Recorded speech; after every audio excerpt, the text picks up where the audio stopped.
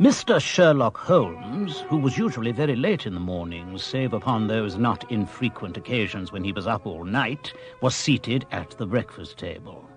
I stood upon the hearthrug and picked up the stick which our visitor had left behind him the night before. It was a fine, thick piece of wood, bulbous-headed, of the sort which is known as a Penang lawyer. Just under the head was a broad silver band, nearly an inch across, to James Mortimer, M.R.C.S., from his friends of the C.C.H., was engraved upon it, with the date 1884. It was just such a stick as the old-fashioned family practitioner used to carry, dignified, solid, and reassuring. Well, Watson, what do you make of it? I think Dr. Mortimer is a successful, elderly medical man, well-esteemed, since those who know him gave him this mark of their appreciation. Good. Excellent. I think also that he's probably a country practitioner who does a great deal of his visiting on foot. Why so? Because this stick, though originally a very handsome one indeed, has been so knocked about that I can hardly imagine a town practitioner carrying it. And the iron ferrule is worn down, so it is evident that he's done a great deal of walking with it. Perfectly sound reasoning. And then again there is the Friends of C.C.H. I should guess that to be the something hunt. The local hunt whose members he has possibly given some surgical assistance, and which has made him a small presentation in return. Really, Watson, you've outdone yourself this time. I'm bound to say that in all the accounts which you have been so good as to give of my own small achievements, you have habitually underrated your own abilities. It may be that you are not yourself luminous, but you are a conductor of light. Some people without possessing genius have a remarkable power of stimulating it. I confess, my dear fellow, that I am very much in debt. Well, thank you, Holmes. I appreciate it. Not at all. Not at all. Has anything escaped me? Just a moment while I have a look at it near the window in daylight. I trust there is nothing of consequence which I have overlooked. I'm afraid, my dear Watson, that most of your conclusions were erroneous. When I said that you stimulated me, I meant, to be quite frank, that in noting your fallacies, I was occasionally guided towards the truth. Oh, well, Not that you are entirely wrong in this instance. The man is certainly a country practitioner, and he walks a good deal. Then I was right. To that extent. But that was all? No. My dear Watson, not all. By no means all. I would suggest, for example, that a presentation to a doctor is more likely to come from a hospital than from a hunt, and that when the initials CC are placed before that hospital, the words Charing Cross very naturally suggest themselves. Well, then, supposing it does stand for Charing Cross Hospital, what further inferences may we draw? Do none suggest themselves? You know my methods. Apply them. I can only think of the obvious conclusion that the man has practiced in town before going to the country. I think we might venture a little farther than that. Look at it in this light. On what occasion would it be most probable that such a presentation would be made? Obviously, at the moment when Dr. Mortimer withdrew from the service of the hospital in order to start in a practice for himself. How can we be certain? We know that there has been a presentation. We believe there has been a change from a town hospital to a country practice. Is it then stretching our inference too far to say that the presentation was on the occasion of the change? Oh, it does seem probable. Now, you will observe that he could not have been on the staff of the hospital, since only a man well established in a London practice could hold such a position, and such a one would not drift into the country. What was he then? There are several possibilities. If he was in the hospital and not yet on the staff, he could only have been a house surgeon or a house physician, little more than a senior student. And he left 5 years ago. The date is on the stick. So, your grave, middle-aged family practitioner vanishes into thin air, my dear Watson, and there emerges a young fellow, under 30, amiable, unambitious, absent-minded, and the possessor of a favourite dog, which I should describe roughly as being larger than a terrier and smaller than a mastiff. Ah! I have no means of checking the latter part of your claims, Holmes, but at least it is not difficult to find out a few particulars about the man's age and professional career by consulting the medical directory. Here, now we have, let me see. several Mortimers, but only one who could be our visitor. Mortimer James, MRCS, 1882, Grimpen, Dartmoor, Devon. House surgeon from 1882 to 1884 at Charing Cross Hospital. Medical officer for the parishes of Grimpen, Thorsley, and High Barrow.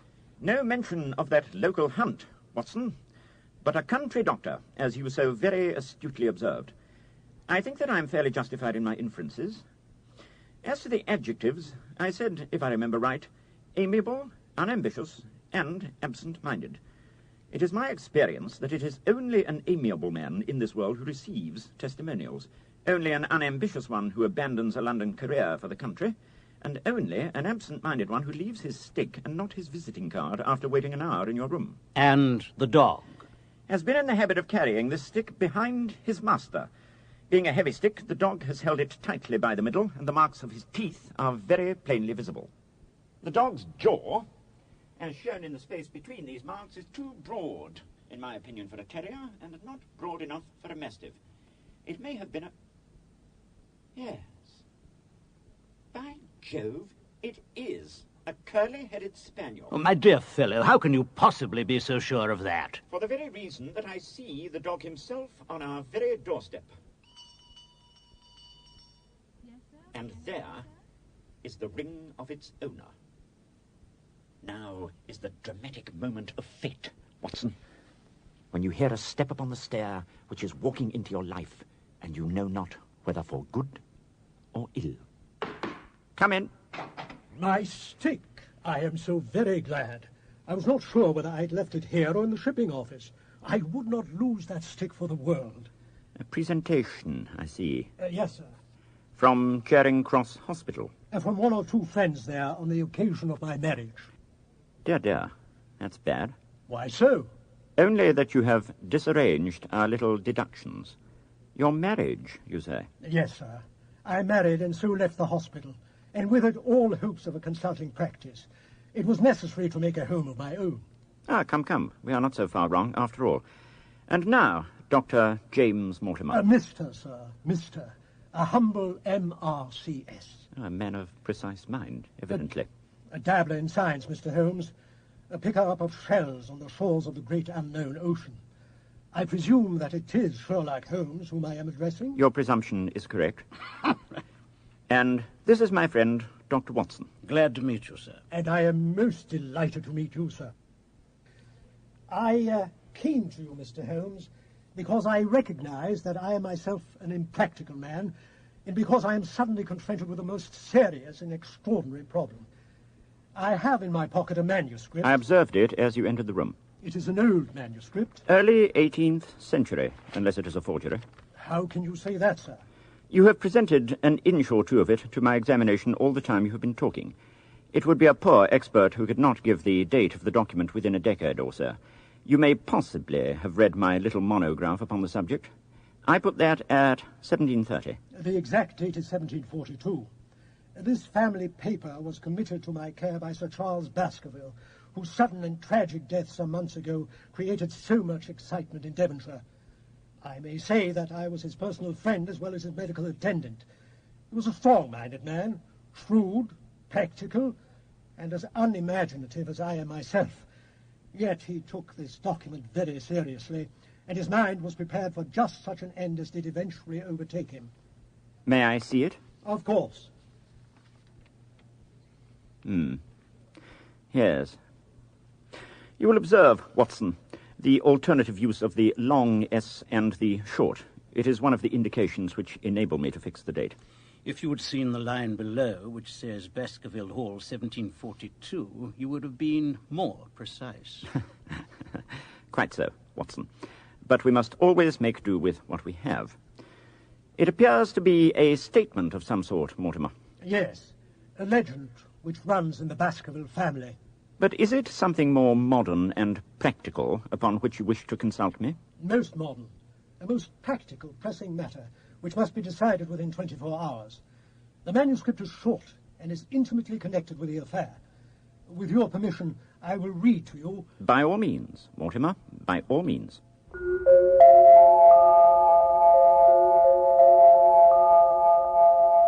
the origins of the Hound of the Baskervilles, there have been many statements.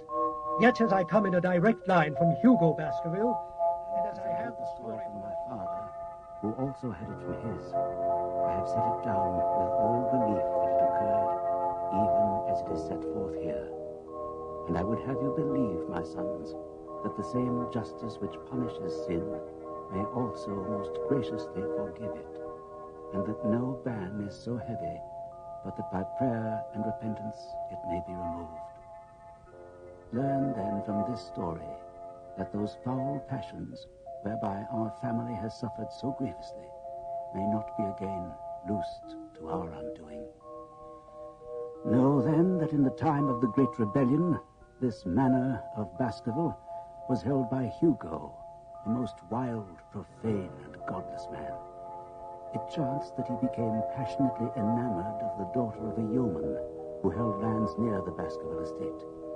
But the young maiden, being discreet and of good repute, would ever avoid him, for she feared his evil name. So it came to pass that one Michaelmas, this Hugo, with 5 or 6 of his idle and wicked companions, stole down upon the farm and carried off the maiden, her father and brothers being away from home, as Hugo well knew. When they brought her to the hall, she was placed in an upper chamber, while Hugo and his friends caroused, as was their nightly custom.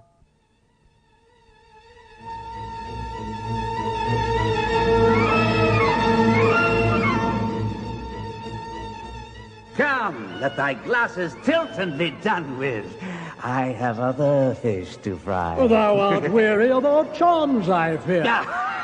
What charms, villain? And now it is time for our lady to partake of our fare. I beg thy forgiveness for my absence. Aye, but can she forgive thy presence? We shall see. If I should not return soon, pray continue without me. We shall attend thee as long as a drop remains. A toast to Hugo and the fortunate wench. May she enjoy his hospitality as we do. She's gone. Well, have a drink then. I tell thee she's gone. There will be no more revelry until I have her back. And I will have her back. Powers of evil, I offer thee my body and my soul. Aid me in my pursuit of her, Satan. Help me overtake her, and I am yours.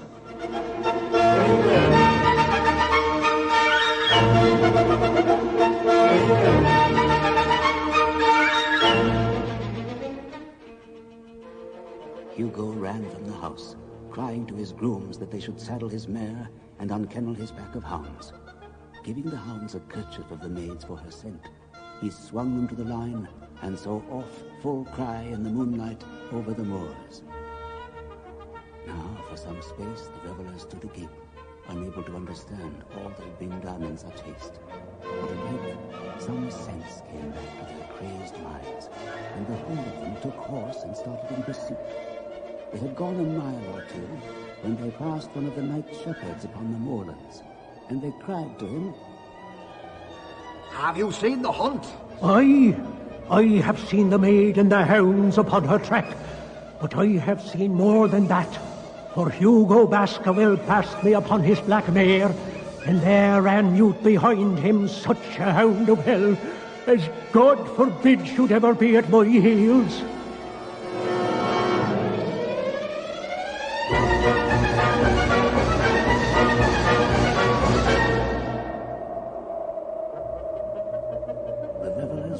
together, for a great fear was upon them, until they reached a clearing in the woods. The moon was shining brightly, and there in the center lay the unhappy maid where she had fallen, dead of fear and fatigue. But it was not the sight of her body, nor yet was it that of the body of Hugo Baskerville lying near her, which raised the hairs upon their heads. Standing over him, and plucking at Hugo's throat, was a great black beast, shaped like a hound, yet larger than any hound that ever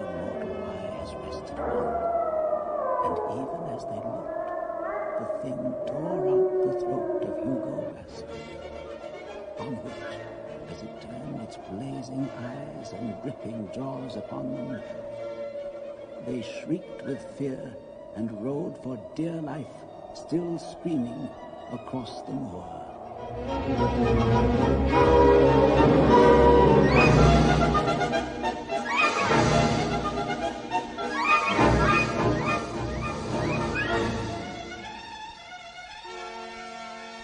Such is the tale, my sons, of the coming of the Hound, which it is said to have plagued the family so sorely ever since. I hereby commend you, and I counsel you by way of caution to forbear from crossing the moor in those dark hours when the powers of evil are exalted.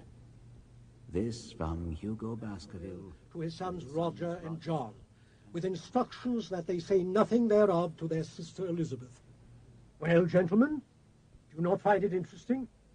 To a collector of fairy tales, perhaps. Now, Mr. Holmes, I will give you something a little more recent. This is the Devon County Chronicle of May 14th of this year.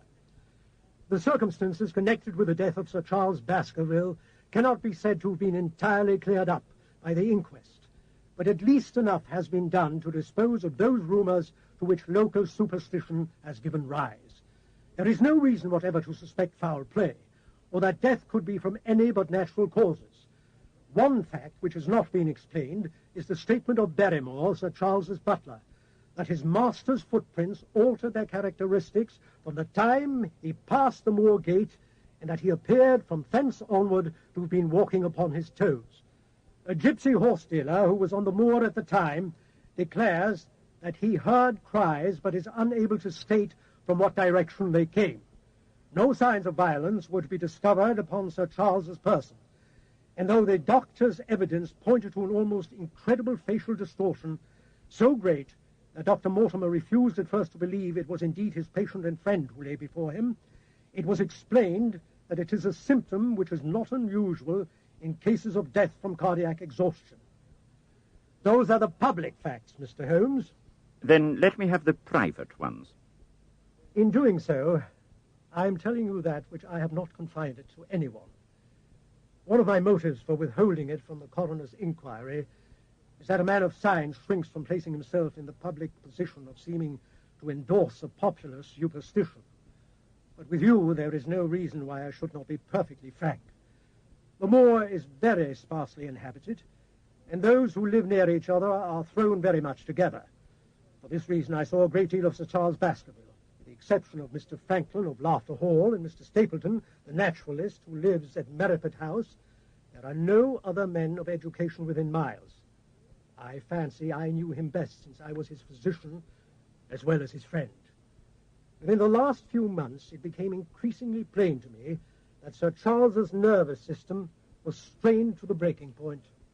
And his condition was due to the legend you were kind enough to read to us. Yes. He was honestly convinced that a dreadful fate overhung his family. Nothing would induce him to go out upon the moor at night. It was at my advice that Sir Charles was about to go to London. His heart was, I knew, affected, and the constant anxiety in which he lived was having a serious effect upon his health. Mr. Stapleton, who was also much concerned at Sir Charles's state of health, was of the same opinion. You mentioned you had another motive as well for keeping this from the coroner's inquiry. Quite right, sir. If anything were done to increase its already grim reputation, Baskerville Hall would certainly remain untenanted. The next of kin is Henry Baskerville, the son of Sir Charles Baskerville's younger brother. He is presently in America somewhere, and inquiries are being made to inform him of his good fortune. And if the rumors of satanic foul play should continue, Mr. Henry Baskerville might not feel his inheritance to be good fortune. Precisely. For both these reasons, I thought I was justified in telling rather less than I knew, since no practical good could result from it.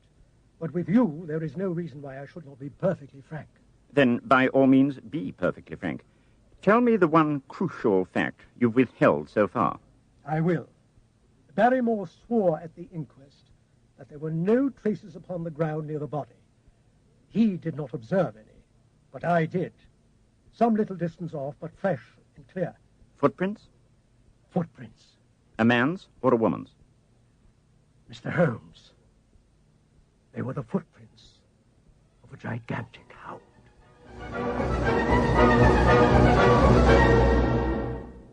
I confess that at these words a shudder passed through me. There was a thrill in the doctor's voice which showed that he was himself deeply moved by that which he told us. Holmes leaned forward in his excitement, and his eyes had the hard, dry glitter which shot from them when he was keenly interested. You saw this? As clearly as I see you. And you said nothing? What was the use? How was it that no one else saw it? The marks were some 20 yards from the body, and no one gave them a thought. I don't suppose I should have done so, had I not known the legend. There are many sheepdogs on the moor? No doubt. But this was no sheepdog. You say it was large, Enormous. but it had not approached the body. No. What sort of night was it? Damp and raw. But not actually raining. No. What was the area like? There are 2 lines of old yew hedge, 12 feet high and impenetrable, that form an alley. The walk in the center is 8 feet across. I understand that the yew hedge is penetrated at one point by a gate, Yes, the wicket gate which leads to the moor. so that to reach the yew alley one either has to come down it from the house or else enter it by the moor gate. There is an exit through a summer house at the far end. Had Sir Charles reached this? No, he lay about 50 yards from it. Now, tell me, Dr. Mortimer, and this is important, the marks which you saw were on the path, not on the grass. No marks could show on the grass. Were they on the same side as the moor gate? Yes, on the edge of the path. And the wicket gate was closed? Closed and padlocked. How high was it? About 4 feet high. Then anyone could have got over it. Yes, And what marks did you see by the wicket gate? none in particular. Good heavens. Did no one examine I did, thoroughly. and found nothing? It was all very confused. Sir Charles had evidently stood there for 5 or 10 minutes, How do you know that? because the ash had twice dropped from his cigar. Excellent. This is a colleague, Watson, after our own heart. But the marks, He had left his own marks all over that small patch of gravel. I could discern no others. if I had only been there. It is evidently a case of extraordinary interest, and one which presented immense opportunities to the scientific expert. That gravel page, upon which I might have read so much, has been long since smudged by rain and defaced by the clogs of curious peasants. Oh, Dr. Mortimer, to think you did not call me in more timely. You have indeed much to answer for. I could not call you in, Mr. Holmes, without disclosing these facts to the world, and I've already given my reasons for not wishing to do so. Besides, Why do you hesitate? there's a realm in which the most acute and most experienced of detectives is helpless. You mean that the thing is supernatural? I did not positively say so. No, but you evidently think it. Since the tragedy, Mr. Holmes, there have come to my ears several incidents which are hard to reconcile with a settled order of nature. For example, I find that before the terrible event occurred, several people had seen a creature upon the moor which corresponds with this Baskerville demon, and which could not possibly be any animal known to science. They all agreed that the beast was huge, luminous, ghastly, and spectral. I have cross-examined these men, one a farrier and one a moorland farmer, who all tell the same story of this dreadful apparition, exactly corresponding to the hellhound of the legend. I assure you, there is a reign of terror in the district, and it is a hardy man who will cross the moor at night. and you, a trained man of science, believe it to be supernatural. I do not know what to believe. I have hitherto confined my investigations to this world. In a modest way, I have combated evil, but to take on the father of evil himself would perhaps be too ambitious a task. Yet you must admit that the footmark is material. The original hound was material enough to tear a man's throat out, and yet it was diabolical as well. I see that you have quite gone over to the supernaturalists. But tell me, Dr. Mortimer, If you hold these views, why have you come to consult me at all? You tell me in the same breath that it is useless to investigate Sir Charles' death and that you desire me to do it. I did not say that I desired you to do it. Then how can I assist you? By advising me as to what I should do with Sir Henry Baskerville, who arrives at Waterloo Station in exactly 1 hour and a quarter. He being the heir? Yes. On the death of Sir Charles, we inquired for this young gentleman and found that he'd been farming in Canada. From the accounts which have reached us, he is an excellent fellow in every way. I speak now not as a medical man, but as a trustee and executor of Sir Charles's will. There is no other claimant, I presume? None. The only other kinsman whom we've been able to trace was Roger Baskerville, the youngest of 3 brothers, of whom poor Sir Charles was the elder. The second brother, who died young, is the father of this lad, Henry. The third, Roger, was the black sheep of the family. He came of the old, masterful Baskerville strain, and was a very image, they tell me, of old Hugo. He made England too hot to hold him, fled to Central America, and died there of yellow fever. Henry is the last of the Baskervilles.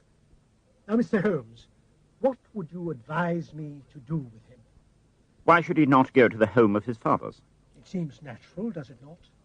And yet, consider that every Baskerville who goes there meets with an evil fate. I feel sure that if Sir Charles could have spoken with me, he would have warned me against bringing this, the last of the old family and the heir to great wealth, to that deadly place. And yet it cannot be denied that the prosperity of the whole poor, bleak countryside depends upon his presence. All the good work which has been done by Sir Charles will crush to the ground if there is no tenant of the hall.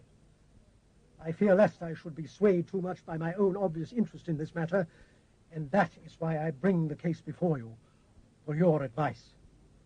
Put into plain words, the matter is this. In your opinion, there is a diabolical agency which makes Dartmoor an unsafe abode for a Baskerville.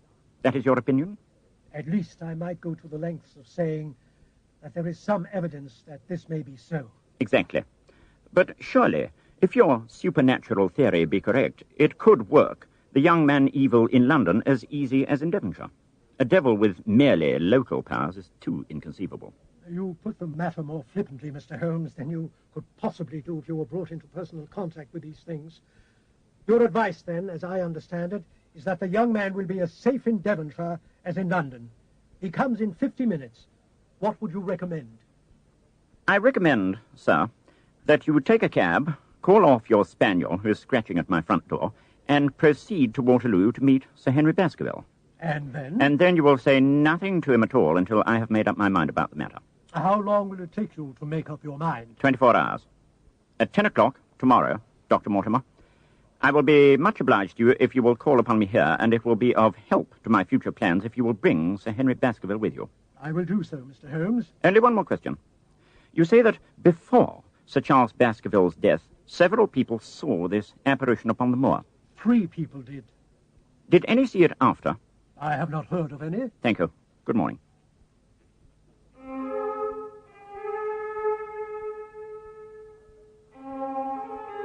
Our breakfast table was cleared early, and Holmes waited in his dressing gown for the promised interview.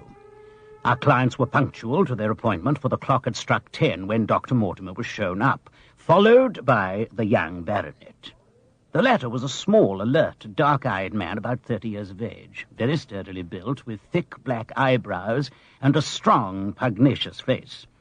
He wore a ruddy-tinted tweed suit and had the weather-beaten appearance of one who has spent most of his time in the open air.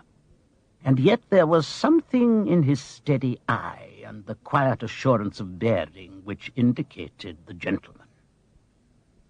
This is Sir Henry Baskerville. Why, yes. And the strangest thing is, Mr. Sherlock Holmes, that if my friend Dr. Mortimer here had not proposed coming round to you this morning, I should have come of my own account. Something untold occurred? Yes.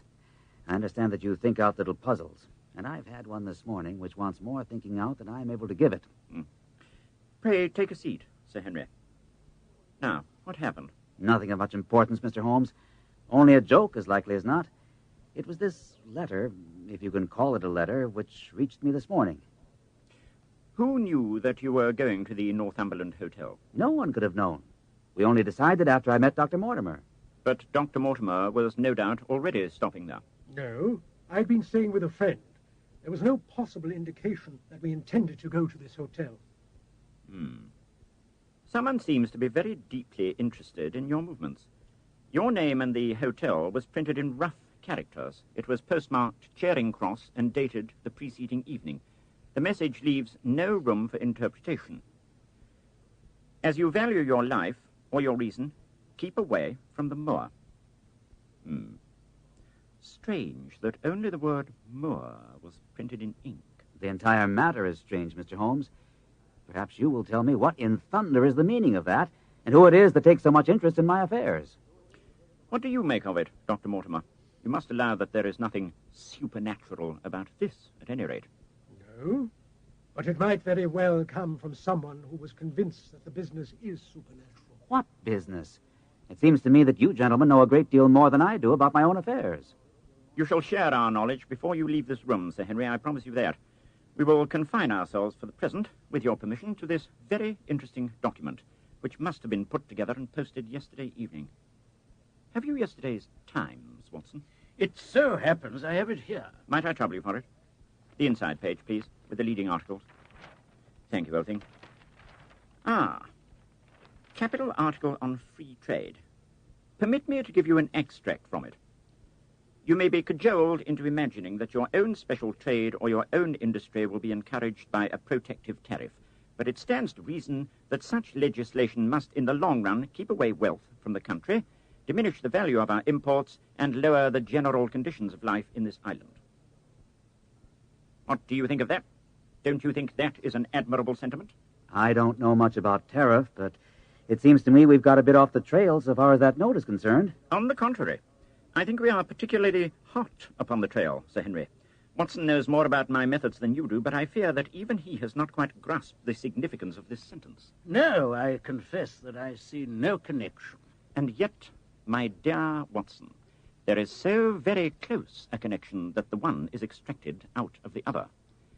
You, your life, reason, value, keep away from the. Don't you now see whence these words have been taken? By thunder, you're right. Well, if that isn't smart. If any possible doubt remained, it is settled by the fact that the keep away and from the are cut out in one piece. Well, now, so it is.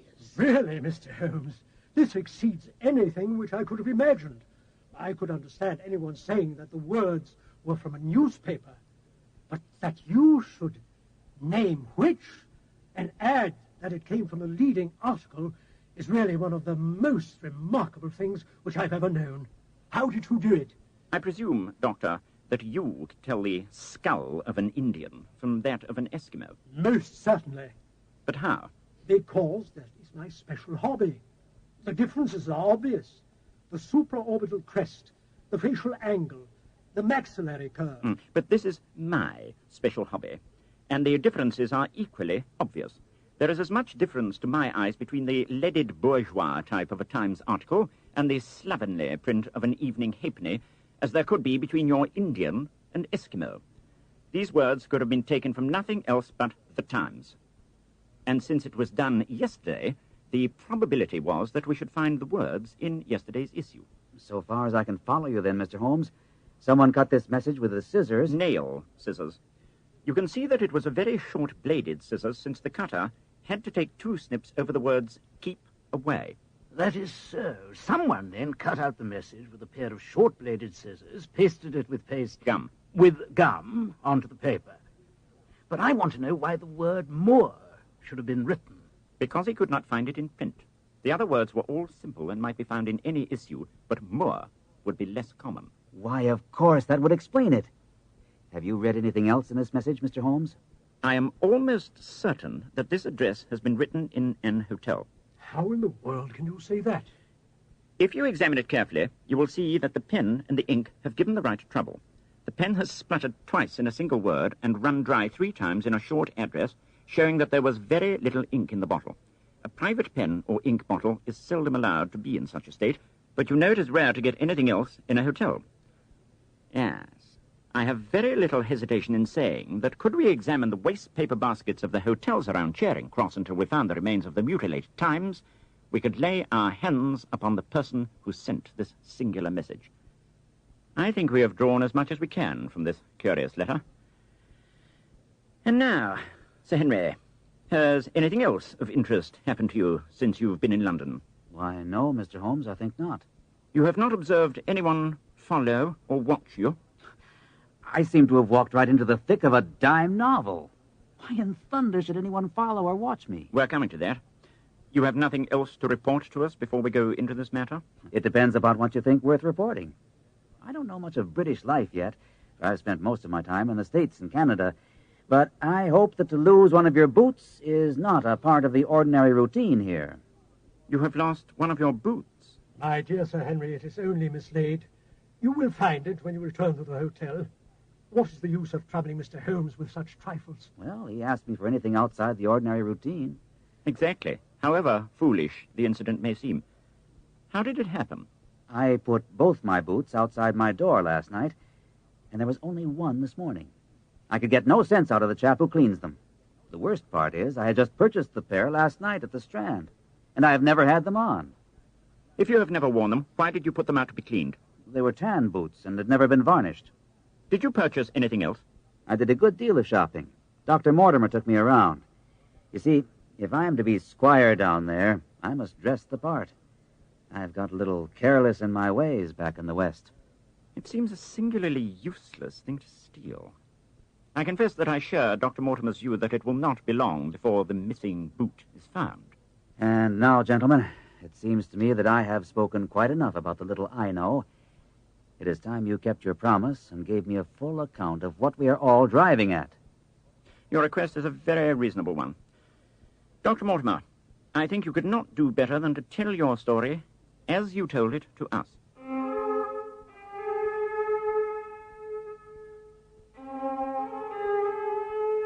Thus encouraged, our scientific friend drew his papers from his pocket and presented the whole case as he had done upon the morning before. Sir Henry Baskerville listened with the deepest attention and with an occasional exclamation of surprise. Well, I seem to have come into an inheritance with a vengeance. Of course, I've heard of the Hound ever since I was in the nursery. It's the pet story of the family, though I never thought of taking it seriously before. But as to my uncle's death, I can't get it clear yet. You don't seem to have made up your mind whether it's a case for a policeman or a clergyman. Precisely. And now there's this affair of the letter to me at the hotel. I suppose that fits into its place. It seems to show that someone knows more than we do about what goes on upon the moor. And also that someone is not ill-disposed to you, since they warn you of danger. Or it may be that they wish, for their own purpose, to scare me away. That is possible, also. I'm very much indebted to you, Dr. Mortimer, for introducing me to a problem which presents several interesting alternatives. But the practical point which we must decide now, Sir Henry, is whether or not it is advisable for you to go to Baskerville Hall. Why should I not go? There seems to be danger. Do you mean from this family fiend or from human beings? That is what we have to find out. Whichever it is, my answer is fixed.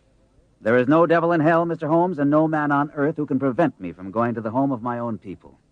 And you may take that as my final answer. Meanwhile, I've hardly had time to think over all you have told me. I should like to have a quiet hour by myself to digest it all. Suppose you and your friend Dr. Watson come round and have lunch with us at 2, Mr. Holmes.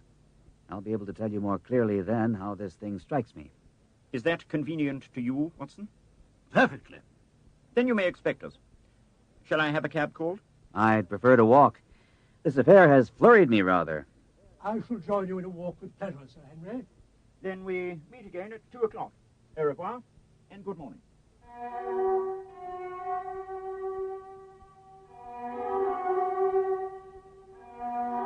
We heard the steps of our visitors descend the stairs and the bang of the front door. In an instant, Holmes had changed from the languid dreamer to the man of action. He barked out to me that we had not a moment to lose, to fetch my hat and boots quickly. He rushed into his room and returned in a few seconds in a frock coat. We hurried together down the stairs and into the street. Dr. Mortimer and Sir Henry were still visible about 200 yards ahead of us in the direction of Oxford Street. Holmes quickened his pace until we had decreased the distance by about a half. Once our friend stopped and stared into a shop window, upon which Holmes did the same. An instant afterward, he gave a little cry of satisfaction, and following the direction of his eager eyes, I saw that a hansom cab with a man inside, which had been halted on the other side of the street, was now proceeding slowly onward again. There's our man, Watson. Come along. We'll have a good look at him, if nothing more. Hurry, Watson. He's seen us. They're driving off. Hurry, Watson. We must find a cab and follow. There's no cab in sight, Holmes. Besides, they're out of sight, I'm afraid. Was there ever such bad luck and bad management, too? Watson, if you're an honest man, you will record this also and set it down against my successes. Well, there's no point of tarrying here. Who was the man? I have not an idea. A spy? Well, it was evident from what we heard that Baskerville has been very closely shadowed by someone since he has been in town. How else could it be known so quickly that it was the Northumberland Hotel which he had chosen? If they had followed him the first day, I argued that they would follow him on the second as well. You may have observed that twice I strolled over to the window while Dr. Mortimer was reading his legend. Yes, I remember. I was looking out for loiterers in the street, but I saw none. We are dealing with a clever man, Watson. So wily was he that he had not trusted himself on foot, so he availed himself of a cab to loiter behind or dash past them and to escape their notice. His method had the advantage also that if they were to take a cab, he was all ready to follow. It has, however, one obvious disadvantage. It puts him in the power of the cabman. Exactly. What a pity we did not get the number. My dear Watson, clumsy as I have been, you surely do not seriously imagine that I neglected to get the number. Number 2704 is our man. That is no use to us for the moment. I fail to see how you could have done more. On observing the cab, I should have instantly turned and walked in the other direction and hired a second cab to either follow the first at a respectful distance, or better still, have driven at once to the Northumberland Hotel and waited there. When our unknown had followed Baskerville home, we should have had the opportunity of playing his own game and see where he made for. As it is, by an indiscreet eagerness, we have lost our man. Could you swear to that man's face in the cab, Watson? Only to the beard. In all probability, it was a false one. A clever man upon so delicate an errand has no use for a beard, save to conceal his features. Let's stop in at this messenger office for a moment, Watson. Good morning, Mr. Holmes. What brings you here? A matter of some import, I take it? Ah, Wilson. I see that you've not forgotten the little case in which I had the good fortune to help you. No, sir. Indeed I have not. You saved my good name, and perhaps my life. My dear fellow, you exaggerate.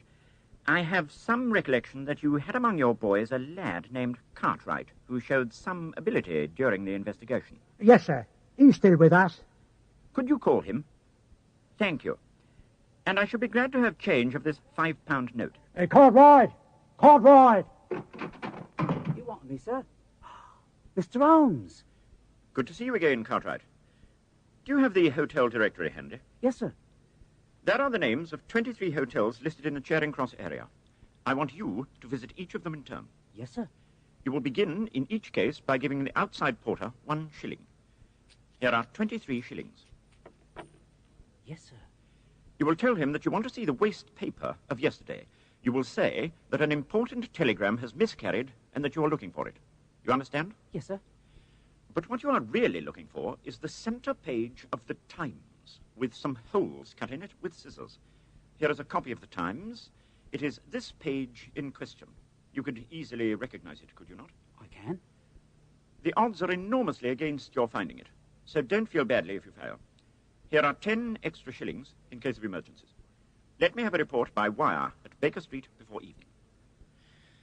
And now, Watson, it only remains for us to find out by wire the identity of the cabman number 2704. And then we will drop into one of the Bond Street picture galleries and fill in the time until we are due at the hotel.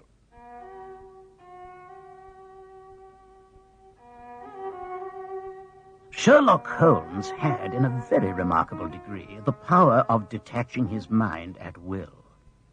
For 2 hours, the strange business in which we had been involved appeared to be forgotten, and he was entirely absorbed in the pictures of the modern Belgian masters. he would talk of nothing but art, of which he had the crudest ideas.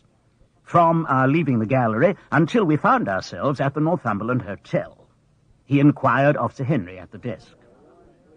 Sir Henry Baskerville is upstairs expecting you. He asked me to show you up at once when you came.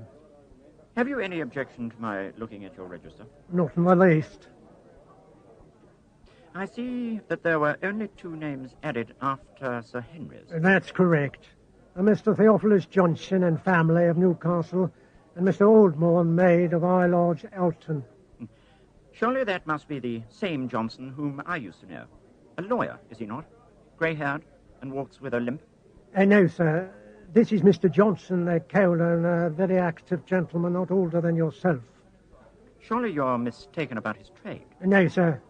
He's used this hotel for many years and is very well known to us. Ah, that settles it. And Mrs. Oldmore, too, seems familiar. She's an invalid lady, sir. Her husband was once mayor of Gloucester. She always comes to us when she's in town.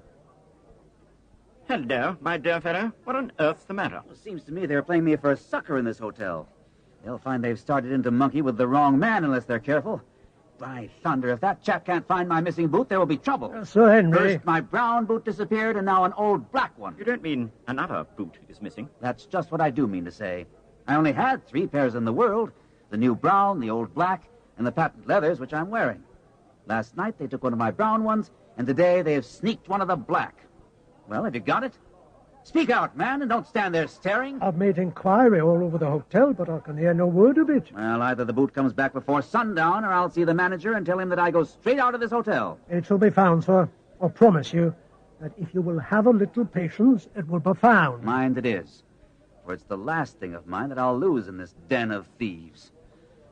Well, Mr. Holmes, you'll excuse my troubling you about such a trifle. I think it's well worth troubling about. Why? You look very serious over it. How do you explain it? I just don't attempt to explain it. It seems the very maddest, queerest thing that ever happened to me. The queerest, perhaps. What do you make of it? Well, I don't profess to understand it yet. This case of yours is very complex, Sir Henry. When taken in conjunction with your uncle's death, I am not so sure that all of the 500 cases of capital importance which I have handled, there is one which cuts so deep. But we hold several threads in our hands, and the odds are that one or the other of them guides us to the truth. We may waste time in following the wrong one, but sooner or later we must come upon the right.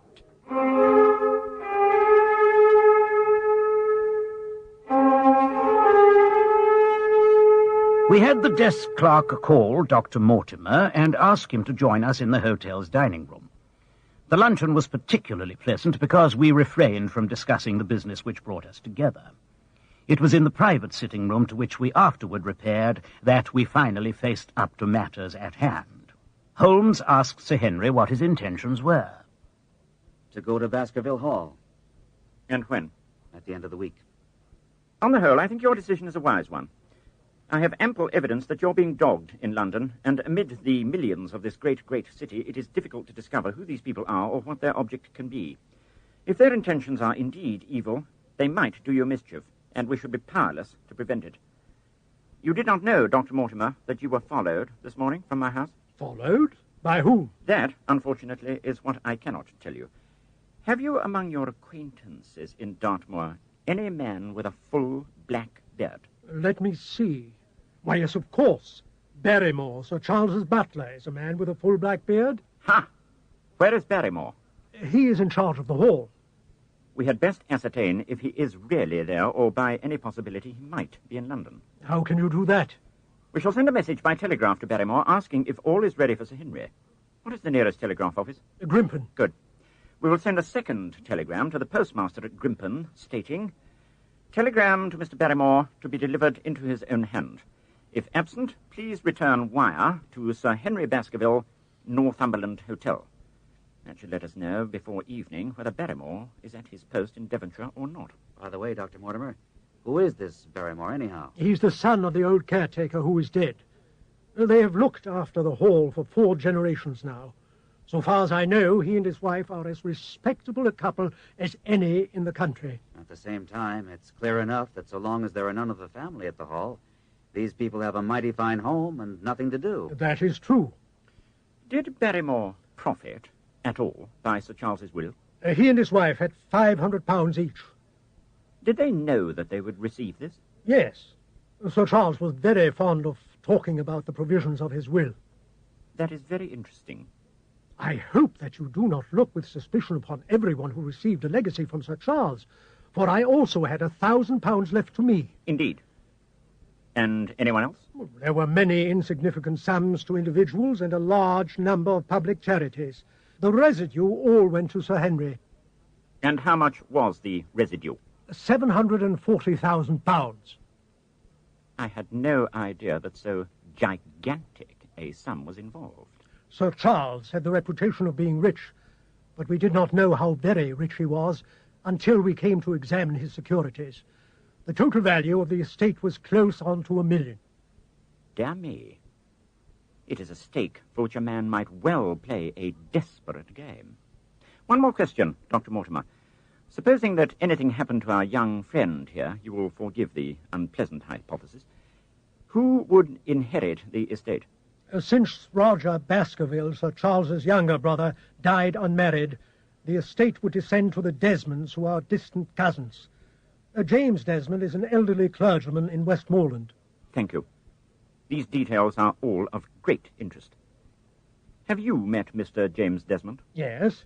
He once came down to visit Sir Charles. He's a man of venerable appearance and of saintly life. I remember that he refused to accept any settlement from Sir Charles, though he pressed it upon him. And this man of simple tastes would be the heir to Sir Charles's thousands? He would be the heir to the estate because that is entailed. He would also be the heir to money unless it were willed otherwise by the present owner, who can, of course, do what he likes with it. And have you made your will, Sir Henry? No, Mr. Holmes, I have not. I've had no time, for it was only yesterday that I learned how matters stood. But in any case, I feel that the money should go with the title and estate. That was my poor uncle's idea. How is the owner going to restore the glories of Baskerville if he has not money enough to keep up the property? House, land, and dollars must go together. Quite so. Well, Sir Henry, I am of one mind with you as to the advisability of your going down to Devonshire without delay. There is only one provision which I must make. You certainly must not go alone. But Dr. Mortimer returns with me. Dr. Mortimer has his practice to attend to, and his house is miles away from yours. With all the goodwill in the world, he may be unable to help you. No, Sir Henry, you must take someone, a trusty man, who will always be by your side. Is it possible that you could come yourself, Mr. Holmes? If matters came to a crisis, I should endeavour to be present in person. But you can understand that with my extensive consulting practice and with the constant appeals which reach me from many quarters, it is impossible for me to be absent from London for an indefinite time. At the present instant, one of the most revered names in England is being besmirched by a blackmailer, and I alone can stop a disastrous scandal. You will see how impossible it is for me to go to Dartmoor. Whom would you recommend, then? If my friend would undertake it, there is no man who is better worth having at your side when you're in a tight place. No one can say so more confidently than I. Well, now, that is real kind of you, Dr. Watson. Oh, Please, you see how it is with me, and you know just as much about the matter as I do. If you will come to Baskerville Hall and see me through, I'll never forget it. I will come with pleasure. I do not know how I could employ my time better. And you will report very carefully to me. When a crisis comes, as it will do, I will direct you how you shall act. I suppose that by Saturday all might be ready. Would that suit Dr. Watson? Perfectly. Then on Saturday, unless you hear to the contrary, we shall meet at the 10:30 train from Paddington Station. Well, since that is settled, we shall take leave. Oh, my missing boot! There in the corner, just beyond you. My missing brown boot! May all our difficulties vanish as easily. But it is a very singular thing. I searched this room carefully before lunch. So did I. Every inch of it. There was certainly no boot in it then. In that case, the waiter must have placed it there while we were lunching. The clerk was sent for, but professed to know nothing of the matter, nor could any inquiry clear it up. Another item had been added to that constant and apparently purposeless series of small mysteries which had succeeded each other so rapidly. Setting aside the whole grim story of Sir Charles's death, we had a line of inexplicable incidents, all within the span of 2 days. The printed letter, the black-bearded spy in the hansom cab, the loss of the brand-new brown boot, the loss of the old black boot, and now the return of the new brown boot. Holmes sat in silence in the cab as we drove back to Baker Street, and I knew from his drawn brows and keen face that his mind, like my own, was busy in endeavouring to frame some scheme into which all these strange and apparently disconnected episodes could be fitted. All afternoon and late into the evening he sat lost in tobacco and thought. Just before dinner, 2 telegrams were handed him. The first was from Sir Henry. Have just heard that Barrymore is at the Hall. The second read, visited 23 hotels as directed, but sorry to report unable to trace cut sheet of times. Cartwright had failed in his mission. There go 2 of my threads, Watson. There is nothing more stimulating than a case where everything goes against you. We must cast around for another scent. We have still the cabman who drove the spy. Exactly. I have wired to get his name and address from the official registry. I should not be surprised if this were an answer to my question. I've got a message from the head office that a gent at this address has been inquiring for number 2704. I've driven my cab this 7 years, and never a word of complaint. I came here straight from the yard to ask you to your face what you had against me. I have nothing in the world against you, my good man. On the contrary, I have half a sovereign for you if you will give me a clear answer to my questions. Well, I've had a good day and no mistake. What was it you wanted?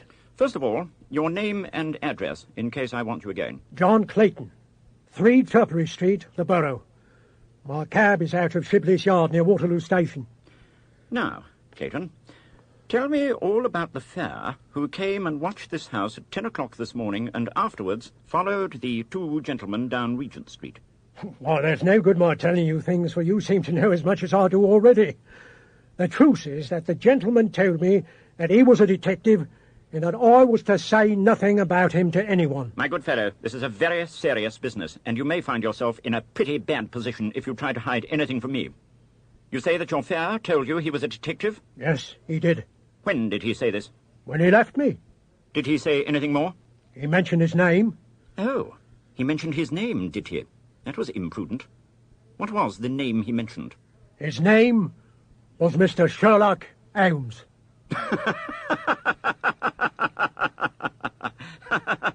Oh, a touch, Watson, an undeniable touch. I feel a foil as supple and quick as my own. He got home upon me very prettily that time. So, his name was Sherlock Holmes, was it? Yes, sir. That was the gentleman's name. And how would you describe Mr. Sherlock Holmes? Well, he wasn't altogether such an easy gentleman to describe. I put him at 40 years of age, and he was of middle height, 2 or 3 inches shorter than you, sir. He was dressed like a toff, and he had a black beard, cut square at the end, and he had a pale face. I don't know as I could say more. Colour of his eyes? No, I can't say that. Nothing more that you can remember? No, sir, nothing. Well then, here is your half-sovereign. There's another one waiting for you if you can bring any more information. Good night. Good night, sir, and thank you. Snap goes our 3rd thread, and we end where we began. That cunning rascal. He knew our number, he knew that Sir Henry Baskerville had consulted me, spotted who I was in Regent Street, conjectured that I had got the number of the cab and would lay my hands upon the driver, and so sent back this audacious message. I tell you, Watson, this time we have got a foeman who is worthy of our steel. I've been checkmated in London. I can only wish you better luck in Devonshire, but I'm not easy in my mind about it. About what? About sending you. It's an ugly business, Watson. An ugly and dangerous business. And the more I see of it, the less I like it. Yes, my dear fellow, you may laugh. But I give you my word that I shall be very glad to have you back. Safe and sound in Baker Street once more.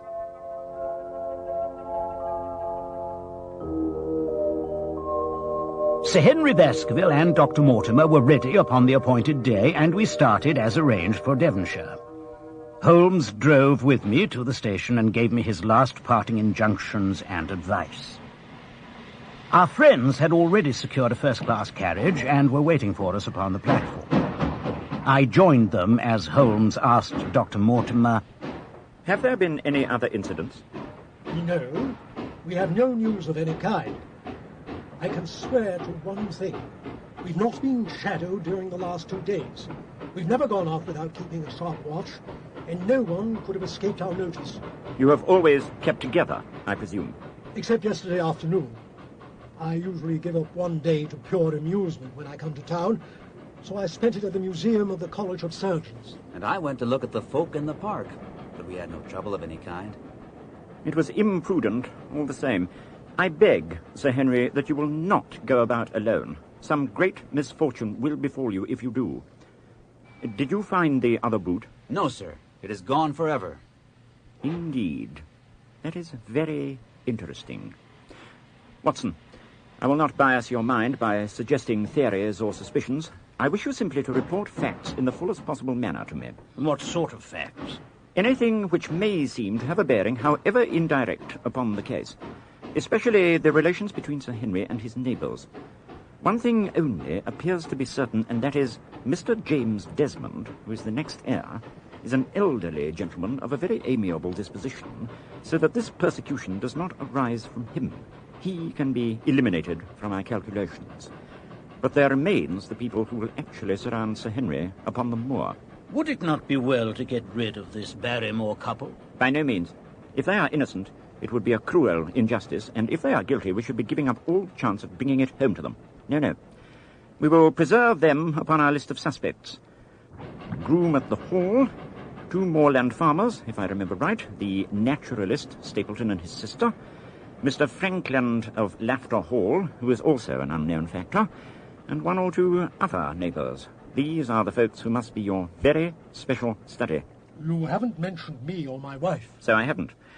One more thing, Watson. You have arms, I suppose? Yes, I thought it as well to take them. Most certainly. Keep your revolver near you day and night. Never relax your precautions. I will do my best. Well, it sounds as if you're ready to part. Goodbye. Bear in mind, Sir Henry, one of the phrases in that queer old legend which Dr. Mortimer has read to us. Avoid the moor in those hours of darkness when the powers of evil are exalted.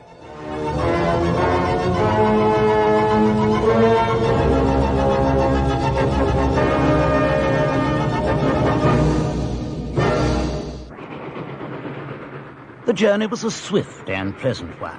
I spent it in making the more intimate acquaintance of my 2 companions and in playing with Dr. Mortimer's spaniel.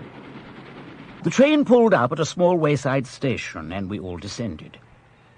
Outside, beyond the low white fence, a wagonette with a pair of horses was waiting. Our coming was evidently a great event, for station master and porters cluttered round us to carry out our luggage. It was a sweet, simple country spot, but I was surprised to observe that by the gate stood soldiers in uniform, who leaned upon their short rifles and glanced keenly at us as we passed. The coachman, a hard-faced, gnarled little fellow, saluted Sir Henry, and in a few minutes we were flying swiftly down the broad white road. At every turn, Baskerville gave an exclamation of delight, looking eagerly about him, asking questions. The rattle of our wheels died away as we drove through drifts of rotting vegetation. Sad gifts, as it seemed to me, for nature to throw before the carriage of the returning heir of the Baskervilles, when suddenly Dr. Mortimer cried out, Hello? What is this? Why is that soldier stationed on the hill, driver? What's happened? There's a convict escaped from Princeton, sir. He's been out 3 days now, and the warders watch every road and every station. They've had no sight of him yet. The farmers about here don't like it, and that's a fact. I understand that they get £5 if they can give information. Yes, sir, but the chance of £5 is but a poor thing compared with the chance of having your throat cut. You see, it isn't like any ordinary convict. This is a man would stick at nothing. Who is he, then? It is Selden, the Notting Hill murderer. I remembered the case well, for it was one in which Holmes had taken an interest on account of the peculiar ferocity of the crime and the wanton brutality which had marked all the actions of the assassin. After what seemed an eternity, 2 high, narrow towers rose over the stunted oaks and firs which had been twisted and bent by the fury of years of storms. The driver announced we were in sight of Baskerville Hall. A few minutes later, we had reached the lodge gates. Through the gateway, we passed into the avenue, and the old trees formed a sombre tunnel over our heads. A dull light shone through the heavy mullioned windows, and from the high chimneys there sprang a single column of black smoke. Welcome, Sir Henry. Welcome to Baskerville Hall. You don't mind my driving straight home, Sir Henry? Surely we'll stay and have some dinner. No, I must go. So much to do. I would gladly stay to show you over the house, but Barrymore will be a better guide than I. Goodbye, Sir Henry. Never hesitate, night or day, to send for me if I can be of any service. Thank you. Thank you for all you've done. It was my pleasure. And Dr. Watson, goodbye to you. I know we can count on you to see this matter through. After I said goodbye to Dr. Mortimer, Barrymore showed us into a splendid apartment and introduced his wife, who waited there. She helped Barrymore with our bags as we surveyed the room. It was large, lofty, and heavily raftered with huge beams of age-blackened oak. In the great old-fashioned fireplace, behind the high iron dogs, a log fire crackled and snapped. Sir Henry and I held our hands to it, for we were numb from our long drive. Henry's mood changed as the warmth seeped into his body. It's just as I imagined it. Is it not the very picture of an old family house? To think this should be the same hall in which for 500 years my people have lived. Would you wish dinner to be served at once, sir? Is it ready? In a very few minutes, sir. You will find hot water in your rooms. My wife and I will be happy, Sir Henry, to stay with you until you've made fresh arrangements. But you will understand that under the new conditions, this house will require a considerable staff. Oh, what new conditions? I only meant, sir, Sir Charles led a very retired life. We were able to look after his wants. You would naturally wish to have more company, and so you will need changes in your household. Do you mean that you and your wife wish to leave? Only when it's convenient to you, sir. But your family have been with us for several generations, have they not? I should be sorry to begin my life here by breaking an old family connection. I feel that also, sir, and so does my wife. But to tell you the truth, sir, we were very much attached to Sir Charles, and his death gave us a shock, making these surroundings very painful to us. I fear that we shall never again be easy in our minds at Baskerville Hall. But what do you intend to do? I have no doubt, sir, we shall succeed in establishing ourselves in business, thanks to Sir Charles's generosity. And now, sir, perhaps I can best show you to your rooms. My room was in the same wing as Sir Henry's, almost next door to it. They were much more modern than the central part of the house, and a great deal more cheerful.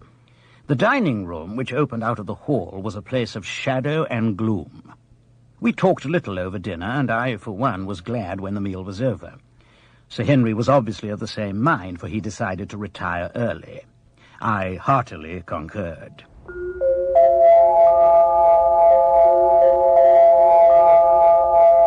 I drew aside my curtains before I went to bed and looked out from my window. A half-moon broke through the rifts of racing clouds. In its cold light I saw, beyond the trees, a broken fringe of rocks and the long, low curve of the melancholy moor. I closed the curtains and went to bed, but not to sleep. Weary and yet wakeful, I tossed relentlessly from side to side, seeking for sleep which would not come. Far away, a chiming clock struck out, but otherwise a deadly silence lay upon the old house. And then suddenly, in the very dead of night, there came a sound to my ears, clear, resonant, and unmistakable. It was the sob of a woman, the muffled, strangling gasp of one who is torn by an uncontrollable sorrow. I sat up in bed and listened intently. But there came no other sound save the chiming clock and the rustle of the ivy on the wall. The fresh beauty of the following morning did something to efface from our minds the grim and grey impression which had been left upon both of us by our first experience of Baskerville Hall. As Sir Henry and I sat at breakfast, the sunlight flooded in through the mullioned windows, throwing patches of colour from the coats of arms which covered them. It was hard to realize that this was indeed the chamber which had struck such a gloom into our souls upon the evening before. I guess it is ourselves and not the house that we have to blame. We were tired with our journey and chilled by our drive, so we took a grey view of the place. Now we are fresh and well, so it is all cheerful once more.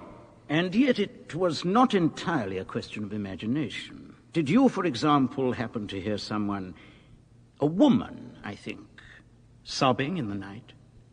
That is curious, for I did, when I was half asleep, fancy that I heard something of the sort. I waited quite a time, but there was no more of it. So I concluded that it was all a dream. I heard it distinctly, and I'm sure that it was really the sob of a woman. Barrymore, what do you make of it? There are only two women in the house, Sir Henry. One is the scullery maid, who sleeps in the other wing, and my wife. I can answer for it, the sound could not have come from her. And yet he lied as he said it. For it chanced that after breakfast I met Mrs. Barrymore in the long corridor with the sun full upon her face. She was a large, impassive, heavy-featured woman with a stern, set expression of mouth, but her telltale eyes were red and glanced at me from between swollen lids. It was she who wept in the night. Why had he taken the risk of discovery in declaring it was not so? And why did she weep so bitterly? Since Sir Henry had numerous papers to examine, I felt it was propitious for me to visit the Grimpen postmaster and find out whether the test telegram had really been placed in Barrymore's hands. Be the answer what it might, I should at least have something to report to Sherlock Holmes. It was a pleasant walk of 4 miles along the edge of the moor to a small hamlet in which the 2 largest buildings proved to be the inn and the house of Dr. Mortimer. The postmaster, who was also the village grocer, had a clear recollection of the telegram. Certainly, sir. I had the telegram delivered to Mr. Barrymore exactly as directed. Who delivered it? My boy here. James, you delivered that telegram to Mr. Barrymore, did you not? Yes, Father. I delivered it. Into his own hands? Well, he was up in the loft at the time, so that I could not put it into his own hands. But I gave it into Mrs. Barrymore's hands, and she promised to deliver it at once. Did you see Mr. Barrymore? No, sir. I tell you, he was in the loft. If you didn't see him, how do you know he was in the loft? Well, surely his own wife ought to know where he is. Didn't he get the telegram? If there is any mistake, it's for Mr. Barrymore himself to complain. It seemed hopeless to pursue the inquiry any farther, but it was clear that in spite of Holmes's ruse, we had no proof that Barrymore had not been in London all the time. Suppose that it were so, that the same man had been the last who had seen Sir Charles alive and the first to dog the new heir when he returned to England. What then? Was he the agent of others, or had he some sinister design of his own? I thought of the strange warning clipped out of the leading article of the Times. Was that his work? If so, what were his motives? It was all so complex. I prayed, as I walked back along the lonely road, that my friend Holmes might soon be freed of his preoccupations and be able to come down and take this heavy burden of responsibilities, when my thoughts were interrupted by the sound of running feet behind me and a voice which called me by name. Hello, Dr. Watson. You will, I am sure, excuse my presumption, Dr. Watson. Here on the moor we are homely folk and do not wait for formal introductions. You may possibly have heard my name from our mutual friend Mortimer. I am Stapleton of Merripit House. Your net and box would have told me as much, for I knew that Mr. Stapleton was a naturalist. But how did you know me? I have been calling on Mortimer, and he pointed you out to me from the window of his surgery as you passed. As our road lay the same way, I thought I would overtake you and introduce myself. I trust that Sir Henry is none the worse for his journey. He is very well, thank you. We were all rather afraid that after the death of Sir Charles, the new baronet might refuse to live here. I need not tell you it means a very great deal to the countryside to have him here. Sir Henry has, I suppose, no superstitious fears in the matter. I do not think that is likely. Of course you know of the legend of the fiend dog which haunts the family. I have heard it. It is extraordinary how credulous the peasants are about here. Any number of them are ready to swear that they have seen such a creature upon the moor. The story took hold upon the imagination of Sir Charles. I have no doubt it led to his tragic end. But how? His nerves were so worked up that the appearance of any dog might have had a fatal effect upon his diseased heart. How did you know that? My friend Mortimer told me. You think, then, that some dog pursued Sir Charles and that he died of fright in consequence? Have you any better explanation? I have not come to any conclusion. Has Mr. Sherlock Holmes? It is useless for us to pretend that we do not know you, Dr. Watson. The records of your detective friend have reached us here, and you could not celebrate him without being known yourself. If you are here, then it follows that Mr. Sherlock Holmes is interesting himself in the matter. And I am naturally curious to know what view he may take. I am afraid that I cannot answer that question. May I ask if he's going to honour us with a visit? He cannot leave town at present. He has other cases which engage his attention. What a pity. He might throw some light on that which is dark to us. As to your own researches, if there is any possible way in which I can be of any service to you, I trust that you will command me. I assure you that I am simply here on a visit to my friend Sir Henry, and that I need no help of any kind. Excellent. You are perfectly right to be wary and discreet. I am justly reproved. I promise I will not mention the matter again. Incidentally, we are only a moderate walk along this moor path to Merripit House. Perhaps you will spare an hour that I may have the pleasure of introducing you to my sister. Well... Please, I insist. Oh, very well, but not for long. Of course. It is a wonderful place, the moor. You never tire of it. You cannot imagine the wonderful secrets it contains. You know it well, then? I've only been here for 2 years. The residents would call me a newcomer. But my tastes led me to explore every part of the country round. I should think there are few men who know it better than I do. Is it hard to know? Very hard. You see, for example, this great plain to the north with the queer hills breaking out of it? Do you observe anything remarkable about that? It would be a rare place for a gallop. You would naturally think so. The thought has cost several their lives before now. But what I meant was, did you notice those bright green spots scattered thickly over it? Yes, they seem more fertile than the rest. That, sir, is the great Grimpen Mire. A false step yonder means death to man or beast. Only yesterday I saw one of the moor ponies wander into it. He never came out. I saw his head for quite a while, craning out of the bog hole, but it sucked him down at last. It's a bad place, the Grimpen Mire. And you say you can penetrate it? Yes. There are 1 or 2 paths which a very active man can take. I have found them out. But why should you wish to go into so horrible a place? Well, you see, the hills beyond are really islands cut off on all sides by the impassable mire. And that is where the rare plants and butterflies are, if you have the wit to reach them. I shall try my luck some day. For God's sake, put such an idea out of your mind. Your blood would be upon my head. I assure you, there would not be the least chance of your coming back alive. It is only by remembering certain complex landmarks that I am able to do it.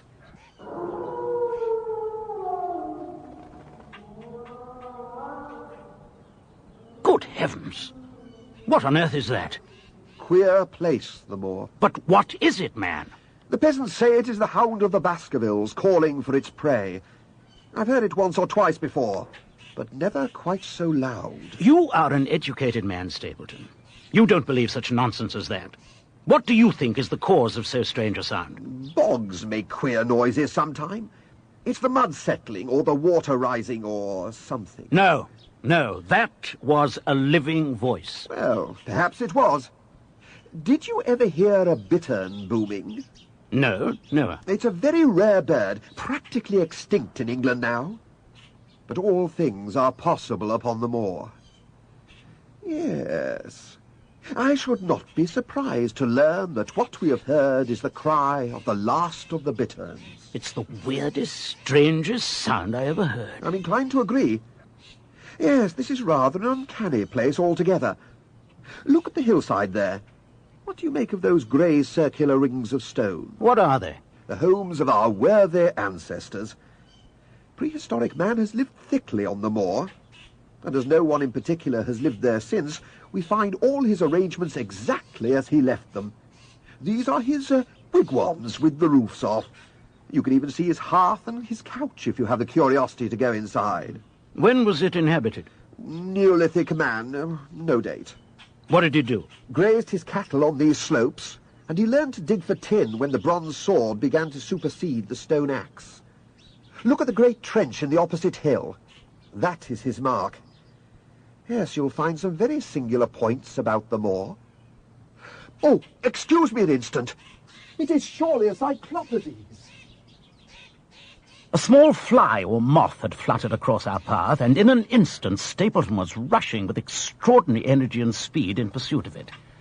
To my dismay, the creature flew straight for the great mire, and my acquaintance never paused for an instant, his green net waving in the air. Suddenly, I heard the sound of steps, and, turning round, found a woman near me on the path, coming from the direction of Merrypet House. I could not doubt that this was Miss Stapleton. Her eyes were on her brother as I turned, and then she quickened her steps toward me. Go back.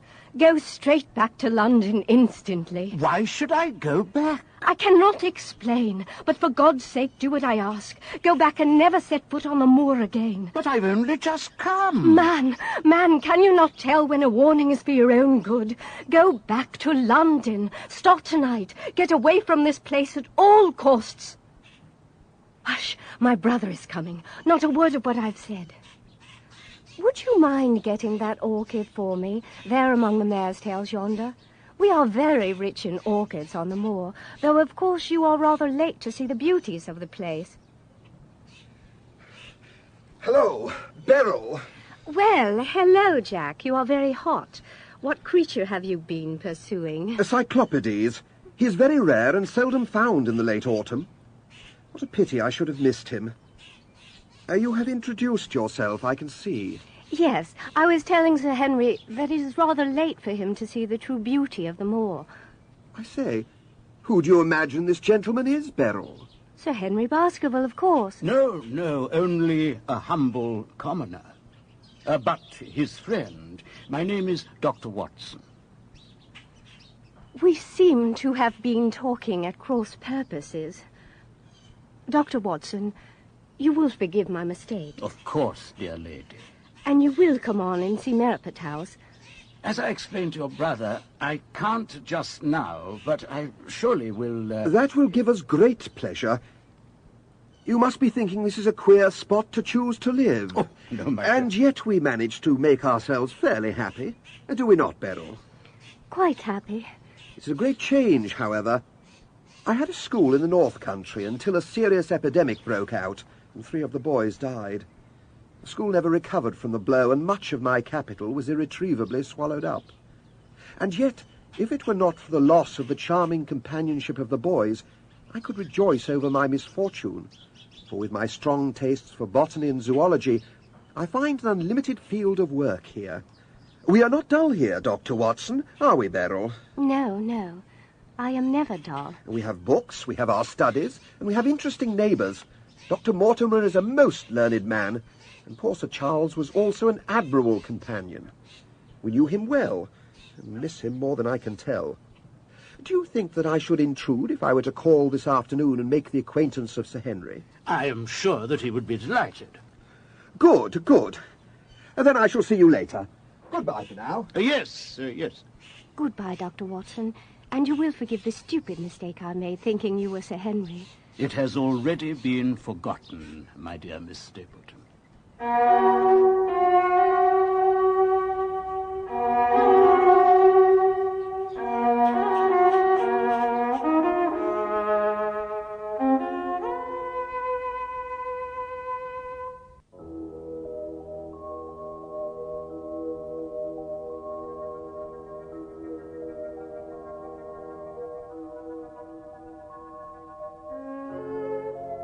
From this point onward, I will follow the course of events by transcribing my own letters to Mr. Sherlock Holmes, which lie before me on the table. My dear Holmes, my previous letters and telegrams have kept you pretty well up to date as to all that has occurred in this most godforsaken corner of the world. Let me therefore return to the facts concerning Sir Henry Baskerville. First of all, the escaped convict on the moor has as yet not been apprehended. There is strong reason to believe that he has got right away, which is a considerable relief to the lonely households of this district.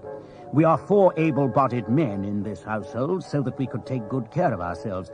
But we have had some uneasy moments when we thought of the Stapletons, who live miles from any help. Sir Henry suggested that Perkins, the groom, be dispatched to them, but Stapleton would not hear of it. The fact is that our friend, the baronet, has begun to display a considerable interest in our fair neighbour. He appears to be strangely attracted by her, and I am much mistaken if the feeling was not mutual. One would imagine that such a match would be very welcome to Stapleton, and yet I'm certain that he does not wish their intimacy to ripen into love. He is much attached to his sister, no doubt, and would lead a lonely life without her, but I cannot believe he would be selfish enough to stand in her way. One other neighbour I have met since I wrote last is Mr. Frankland of Laughter Hall. He is an elderly man, red-faced, white-haired, and choleric. His passion is for the British law, and he has spent a large fortune on litigation. He fights merely for the pleasure of fighting. Apart from the law, he seems a kindly, good-natured person. He is curiously employed at the present, for being an amateur astronomer, he has an excellent telescope with which he lies upon his roof and sweeps the moor all day in the hopes of catching a glimpse of the escaped convict. And now, having brought you up to date, let me end on that which is most important and tell you more about the Barrymores. First of all, about the test telegram which you sent from London. After I spoke to the postmaster, I told Sir Henry how the matter stood, and in his own downright fashion, he questioned Barrymore. Did the boy deliver the telegram into your own hands? No, I was in the box room at the time. My wife brought it up to me. Did you answer it yourself? No, I told my wife what to answer, and she went down to write it. I cannot quite understand the object of your questions, Sir Henry. I trust that I've not done anything to forfeit your confidence. No, of course not. I was merely trying to set matters straight. By the way, Barrymore, since my clothes have arrived from the tailor's in London, I shan't have need for the things I brought down with me. Would you find use for my wardrobe? Well, thank you, sir. Thank you very much. Will that be all for now, sir? You are aware that I am not a very sound sleeper. Last night, about 2 a.m, I was aroused by a stealthy step passing my door. I rose, opened my door, and peered out.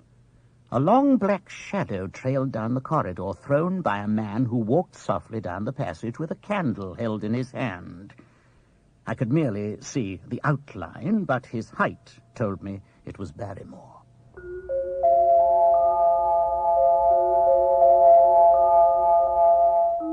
I waited until he was out of sight, and then I followed. When I came around the balcony, I could see from the glimmer of light through an open door that he had entered one of the rooms. It was unfurnished and unoccupied. He was crouching at the window, with the candle held against the glass as he stared into the blackness of the moor. Then he gave a deep groan, and with an impatient gesture he put out the light. I turned and made my way back to my room, and very shortly came his stealthy steps, passing once more upon their return journey. I've had a long talk with Sir Henry this morning, and we have made a plan of campaign founded upon my observations last night. My next report should make interesting reading.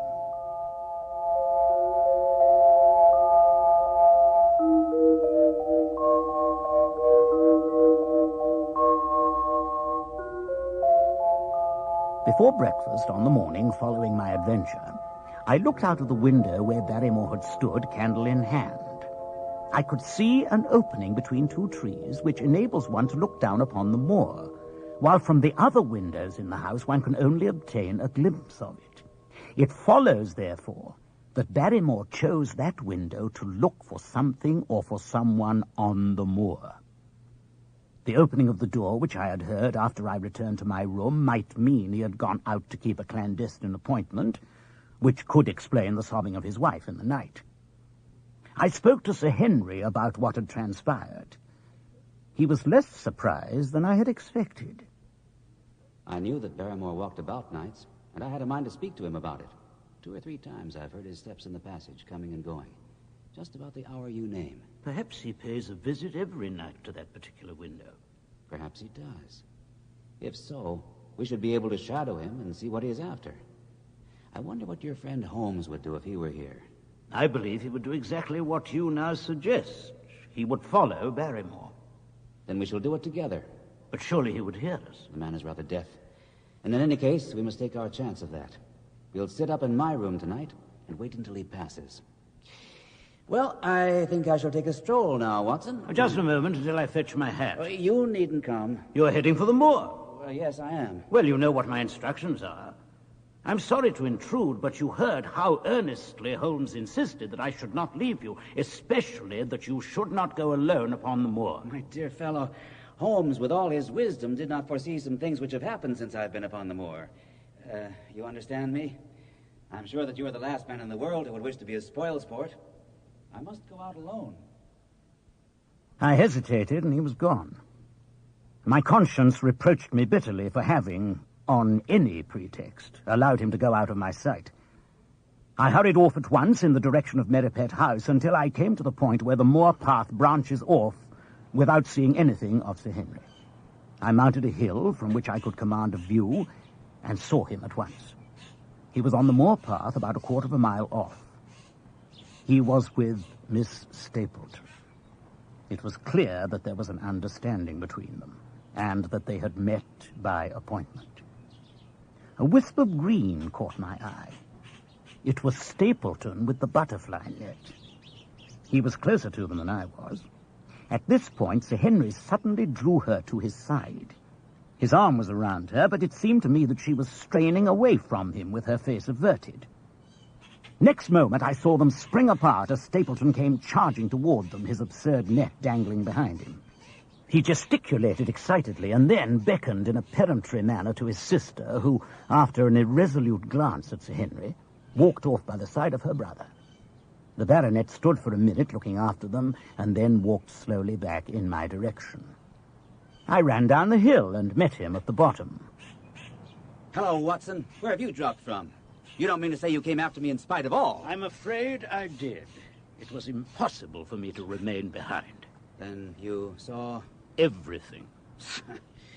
You would have thought the middle of the prairie a fairly safe place for a man to be private.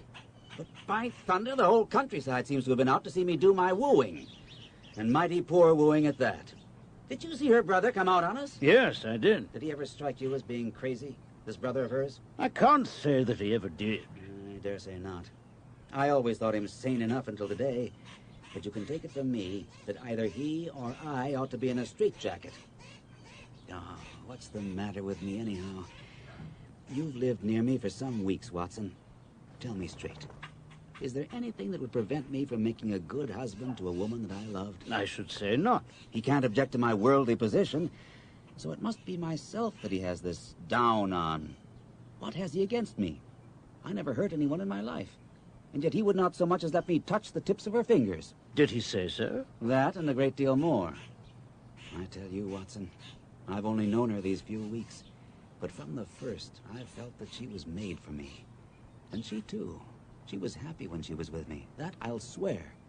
There's a light in a woman's eyes that speaks louder than words. Had she said anything in the past? Her brother has never let us get together alone. This is the first chance I had to speak my mind. She was glad to meet me, but she would not talk about love.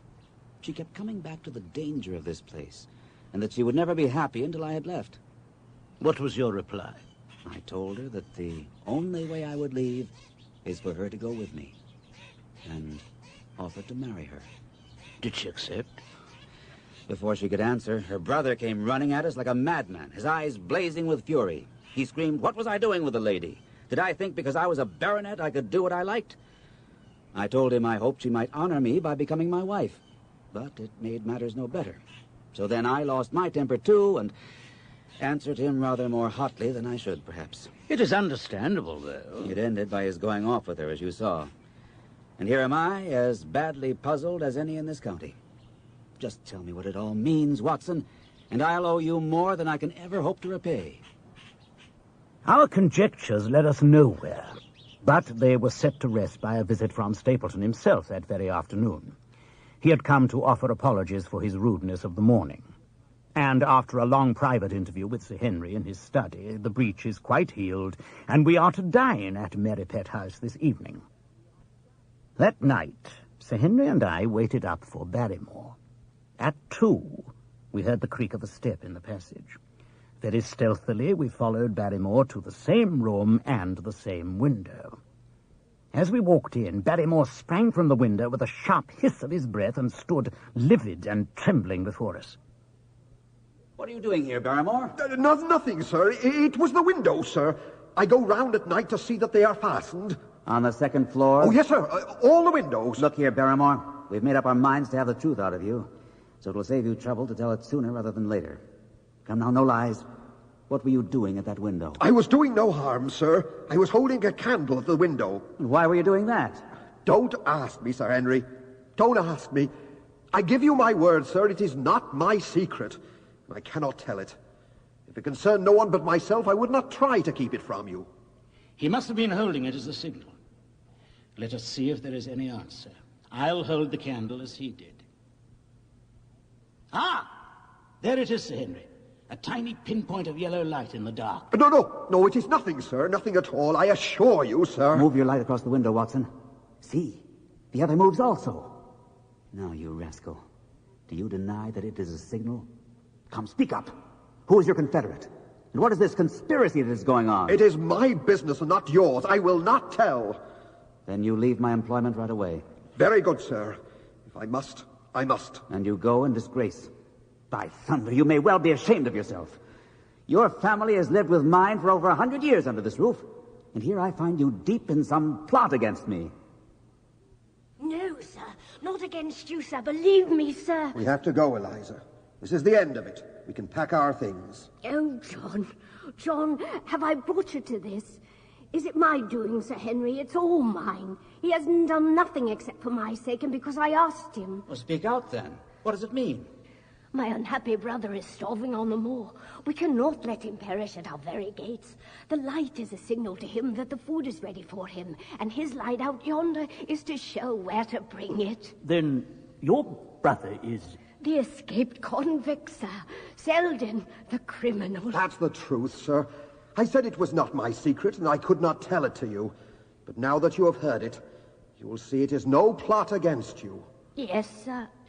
My name is Selden, and he is my younger brother. We humoured him too much when he was a lad and gave him too much. He met wicked companions as he grew older, and the devil entered into him until he broke my mother's heart. But to me, sir, he was always the curly-headed boy that I nursed and played with as an elder sister. That's why he broke prison, sir, and headed here. He knew that I could not refuse him help. Is this true, Barrymore? Yes, sir. Every word of it. Well, I cannot blame you for standing by your own wife. Forget what I have said. Go to your room, you two, and we shall talk further about this. I wonder that the convict dares to display a light. It may only be visible from here. Ah, very likely. How far do you think it is? Out by the cleft tor, I think. Not more than a mile or two off. It cannot be too far if Barrymore had to carry food to it. And he is waiting, this villain, beside the candle. By thunder, Watson, I'm going to take that man. But, Sir Henry... I cannot bear the thought that he is loose so near the Stapletons. I will come with you. Then get your revolver and put on your boots. The sooner we start, the better, as the fellow may put out his light and be off. If we lose him now, Watson, anything he does will be on our heads.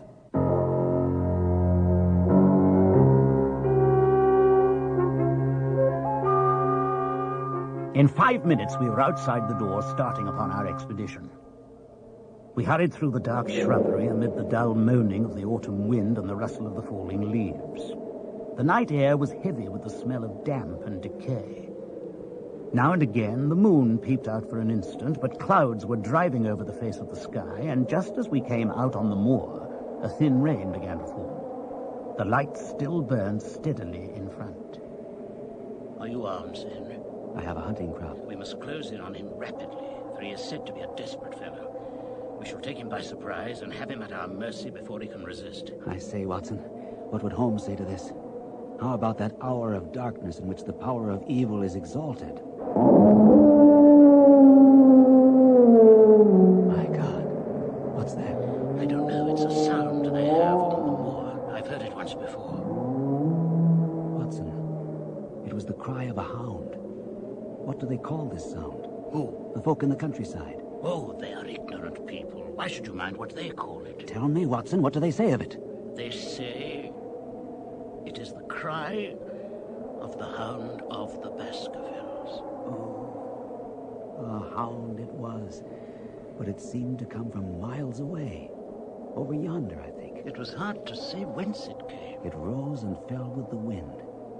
Isn't that the direction of the great Grimpen Mire? Yes, it is. Well, it was up there. Oh, come now, Watson. Didn't you think yourself that it was the cry of a hound? I am not a child.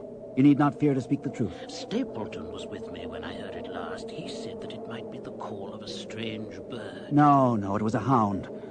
My God, can there be some truth in all these stories? Is it possible that I'm really in danger from so dark a cause?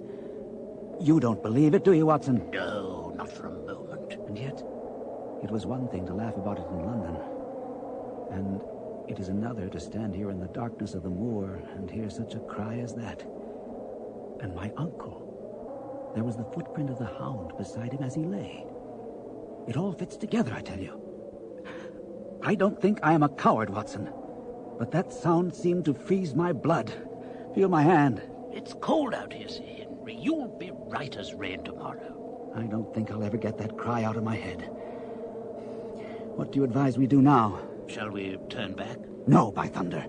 We have come out to get our man, and we will do it.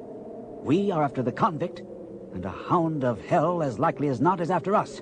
Come on. You'll see it through if all the fiends of the pit were loose upon the moor. We stumbled slowly along in the darkness, with the black loom of the craggy hills around us and the yellow speck of light burning steadily in front of us. There is nothing so deceptive as the distance of a light upon a pitch-dark night. Sometimes the glimmers seem to be far away, and sometimes only a few yards away. But at last we could see whence it came, and we knew that we were indeed very close. A glittering candle was stuck in a crevice of the rocks, which had flanked it on each side so as to keep the wind from it, and to keep it from being visible save in the direction of Baskerville Hall. I cautioned Sir Henry to move quietly, but the words were hardly out of my mouth when we both saw him. Over the rocks, in the crevice of which the candle burned, there was thrust out an evil yellow face, all seamed and scored with vile passions, foul with mire, with a bristling beard, and hung with matted hair. It might well have belonged to one of the old savages who dwelt in the burrows on the hillside. I sprang forward, and Sir Henry did the same. At the same moment, the convict screamed out a curse on us and hurled a rock which splintered against the boulder which had sheltered us. I caught one glimpse of him as he fled. A lucky long shot might have crippled him, but I had brought my revolver only to defend myself if attacked and not to shoot an unarmed man who was running away. We were both swift runners and in fairly good shape, but we soon found we had no chance of overtaking him. We ran and ran until we were completely winded, but the space between us grew ever wider. Finally, we stopped and sat panting on two rocks while we watched him disappear in the distance. And it was at this moment that there occurred a most strange and unexpected thing. We had risen and were turning to go home, having abandoned the hopeless chase. The moon was low upon the right, and the jagged pinnacle of a granite tor stood up against the lower curve of the silver disk.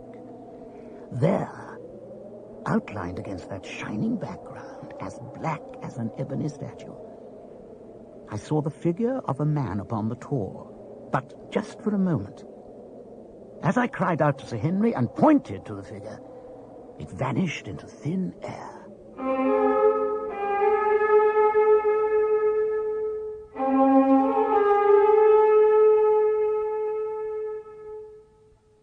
The house is banked in with rolling clouds, which lift now and then to show the dreary curves of the moor.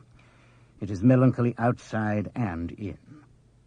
The baronet is in a black reaction after the excitement of the night. I am conscious myself of a weight at my heart and a feeling of impending danger. Sir Henry is silent and distraught.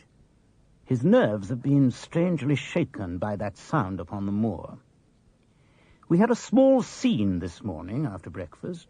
Barrymore had asked leave to speak with Sir Henry, and they were closeted in his study until the baronet opened his door and called for me. Barrymore considers that he has a grievance.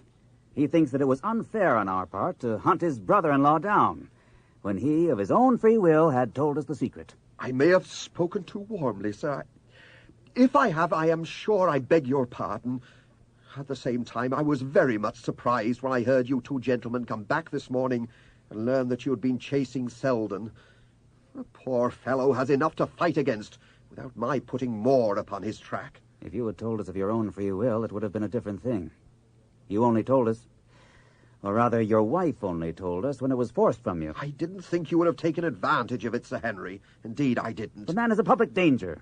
There are lonely houses scattered over the moor, and he is a fellow who would stick at nothing. There's no safety for anyone until he is under lock and key. He'll break into no house, sir. I give you my word on that. He will never trouble anyone in this country again, I assure you, Sir Henry. In a very few days, he'll be on his way to South America. For God's sake, sir, I beg you not to let the police know that he is still on the moor. They have given up the chase there, and he can lie quietly until the ship is ready for him. You can't tell on him without getting my wife and me into trouble. What do you say, Watson? If he was safely out of the country, it would relieve the taxpayer of a burden. But how about the chance of his holding someone up before he goes? He would not do anything so mad, sir. We have provided him with all that he can want. To commit a crime would be to show where he was hiding. That is true. Well, Barrymore... God bless you, sir, and thank you from my heart. It would have killed my poor wife had he been taken. I guess we are aiding and abetting a felony, Watson. But after what we heard, I don't feel as if I could give the man up. So there is an end of it. All right, Barrymore, you can go. You've been so kind to us, sir, that I should now like to do the best I can for you in return. I know something, Sir Henry.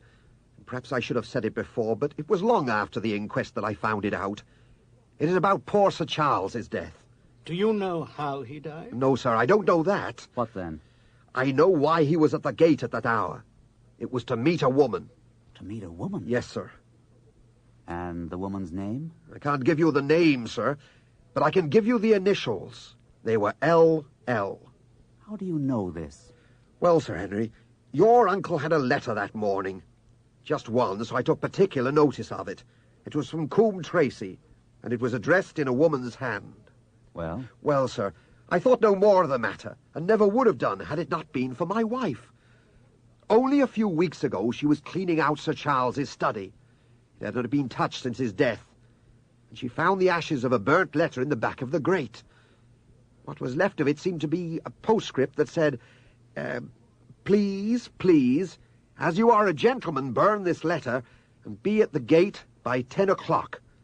Beneath it were signed the initials L.L. Have you got that slip? No, sir, it crumbled to bits after we moved it. Had Sir Charles received any other letters in the same writing? I took no particular notice of his letter, sir. I should not have noticed this one, only it happened to come alone. And you have no idea who L.L. is? No more than you have, sir. But I expect if we could lay our hands upon that lady, we should know more about Sir Charles's death. I cannot understand, Barrymore, how you came to conceal this important information. Well, sir, it was immediately after that our own trouble came to us. And then again, to rake up this couldn't help our poor master who'd been so kind to us. You thought it might injure his reputation? I thought no good would come of it. But now that you have been kind to us, and it would be treating you unfairly not to tell you what I know about the matter. Very good, Barrymore. You can go. Well, Watson, what do you think of this new light? It seems to leave the darkness rather blacker than before. So I think. If we could only trace L.L., it should clear up the whole business. We've gained that much. What do you think we should do? Let Holmes know all about it at once. It will give him the clue for which he's been seeking. I am much mistaken if it does not bring him to Baskerville Hall.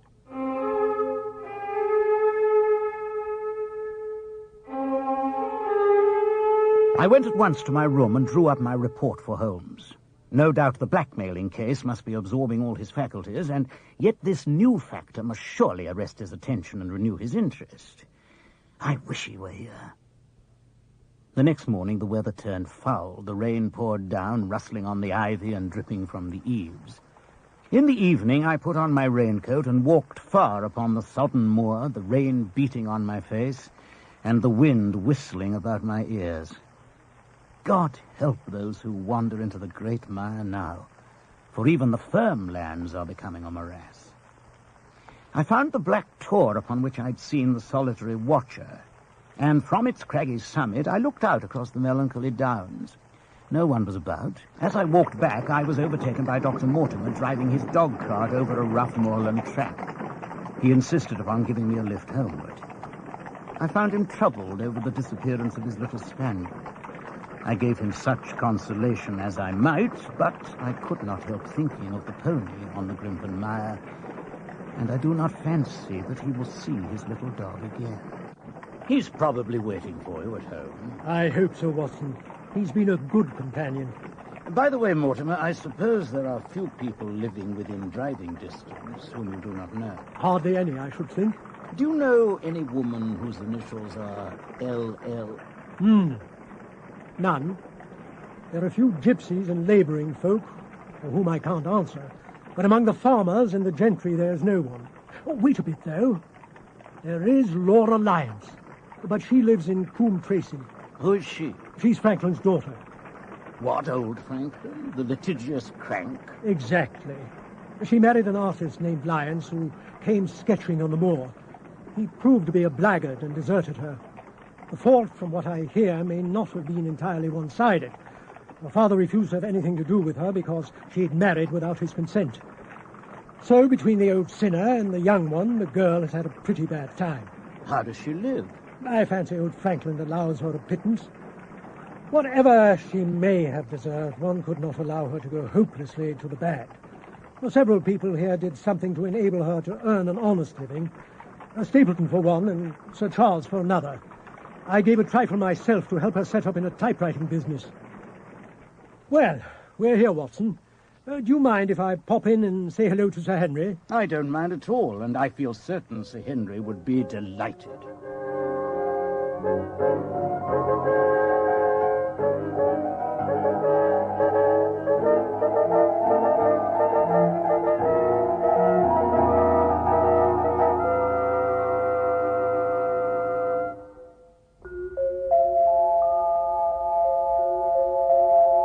Good evening, gentlemen.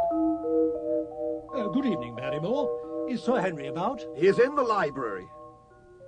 Ah, Mortimer, I thought I heard your voice. What brings you out on such a night? My little dog has disappeared. Oh, too bad. Well, I'm sure he'll turn up. Won't you join me in the library for a glass of port? It's just the thing to warm you. I wouldn't mind a bit, thank you. Aren't you coming, Watson? In just a moment, Sir Henry. Well, Barrymore, has this precious relation of yours departed, or is he still lurking out yonder? I don't know, sir. I hope to heaven he is gone, for he has brought nothing but trouble here. I've not heard of him since I left food for him 3 days ago. Did you see him, then? No, sir, but the food was gone when next I went that way. Then he was certainly there. So you would think, sir. Unless it was the other man who took it. You know that there is another man, then? Yes, sir. Have you seen him? No, sir. How do you know of him, then? Selden told me a week ago or more. He's in hiding, too. But he's not a convict as far as I can make out. I don't like it, sir. I tell you straight, I don't like it. Now listen to me, Barrymore. I have no interest in this matter but that of your master. I've come here with no object except to help him. Now, tell me, what is it that you don't like? It's all these goings-on, sir. There's foul play somewhere. There's black villainy brewing. To that I'll swear. Very glad I should be, sir, to see Sir Henry on his way back to London again. What is it that alarms you? Look at Sir Charles's death. It was bad enough for all that the coroner said. Look at the noises on the moor at night. There's not a man would cross it after sundown if he were paid for it. Look at this stranger, hiding out yonder and watching and waiting. What's he waiting for? What does it mean? It means no good for anyone of the name of Baskerville. And very glad shall I be that Sir Henry's new servants are ready to take over the hall. About the stranger, can you tell me anything about him? What did Selden say? Did he find out where he hid or what he was doing? He saw him once or twice, but he's a deep one and gives nothing away. At first he thought he was the police, but he soon found out that the stranger had some lay of his own, a kind of gentleman, Selden thought, as much as he could see. But what he was doing he could not make out. And where did he say that the stranger lived? Among the old houses on the hillside, the stone huts where the old folk used to live. What about food? Selden found out he'd got a lad who works for him and brings all his needs. I dare say he goes to Coombe Tracy for what he wants. Very good, Barrymore. We'll talk further of this later.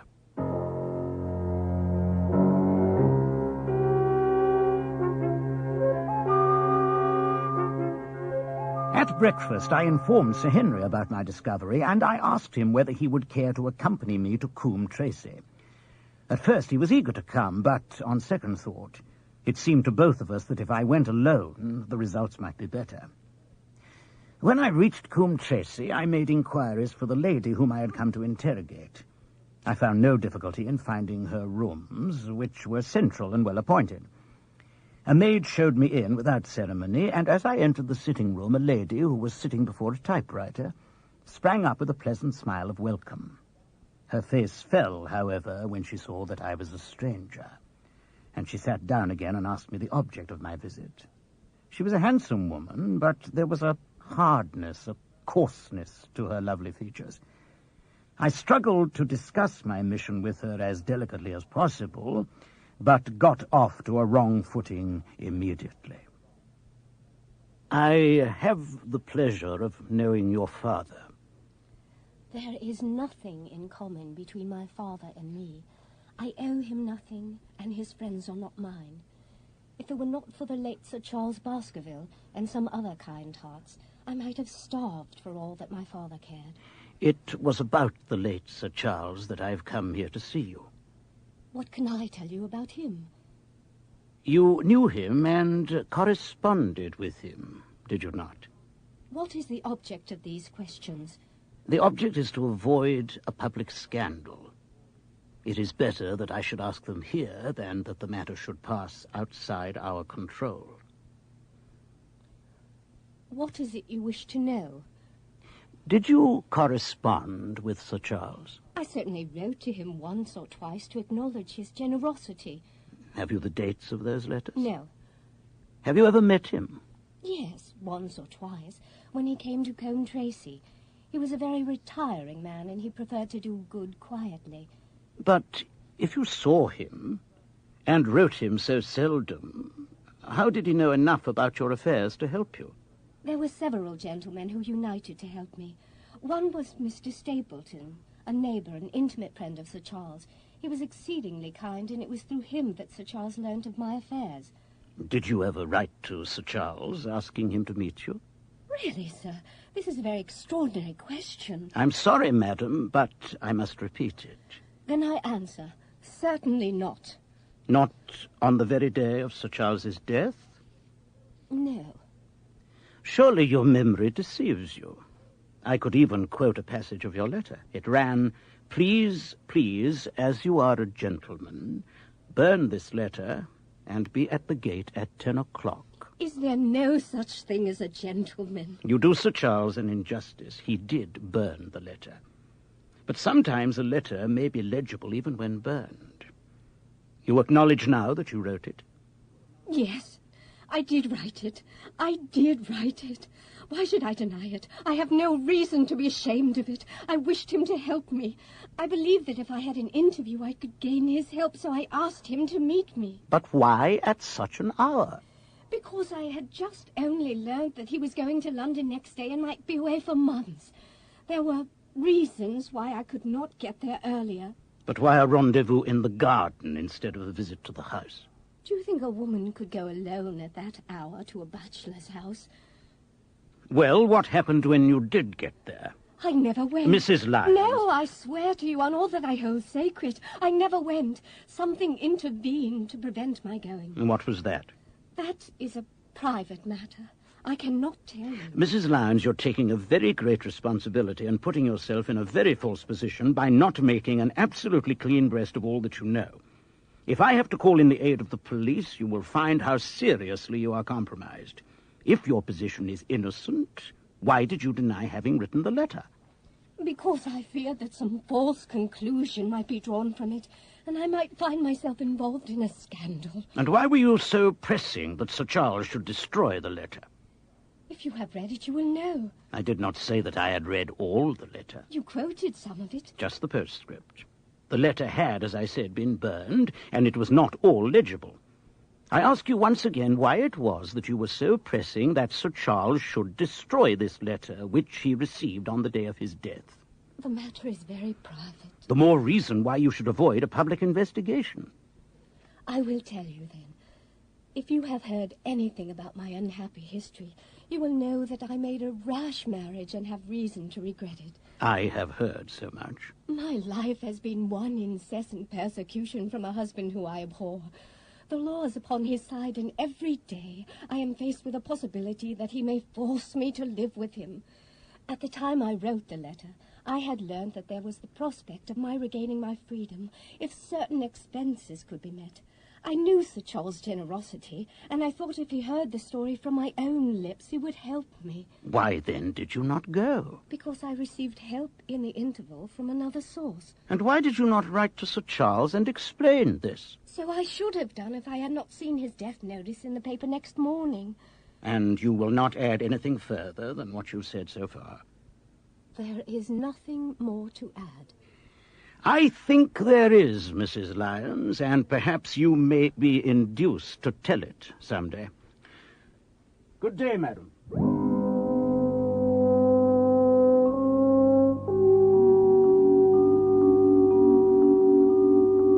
Once again I had reached that dead wall which seemed to be built across every path I pursued.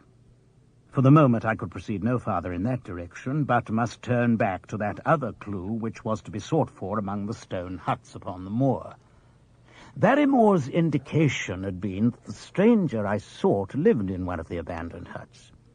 That, then, should be the centre of my search. From there I should explore every hut until I lighted upon the right one. If this man were inside it, I should find out from his own lips, at the point of my revolver, if necessary, who he was and why he dogged us so long. He might slip away from us in the crowd of Regent Street, but it would puzzle him to do so here on the lonely moor. It would indeed be a triumph for me if I could run him to earth where Holmes had failed. Luck had truly been against us in this inquiry, but now it came at last to our aid, and the messenger of good fortune was none other than Mr. Frankland, who was standing outside his gate. Good day, Dr. Watson. You must really give your horses a rest and come in and have a glass of wine, and to congratulate me. And why should I do that? To wish me well, of course. Oh, yes, why, of course. I accept your hospitality, sir, but first I must send Perkins home with the wagon. Tell Sir Henry I am with Mr. Falkland. Now then, Mr. Frankland, what is the occasion for celebration? I have established, through the courts, a right-of-way across Middleton's Park. Slap across it, sir, within 100 yards of his own front door. What do you think of that? We'll teach these magnates that they cannot ride roughshod over the rights of commoners, confound them. I haven't had such a day since I had Sir John Morland for trespass because he shot in his own warren. Did it do you any good? None, sir, none. I am proud to say I had no interest in the matter. It may have cost me £200, but it was worth it. I act entirely from a sense of public duty. I am also following another matter which the county constabulary are dying to know, but I will withhold it from them because of their scandalous behaviour in the past. Some poaching case, no doubt. Ha! My boy, much more important than that. The convict on the moor, no less. You don't mean you know where he is?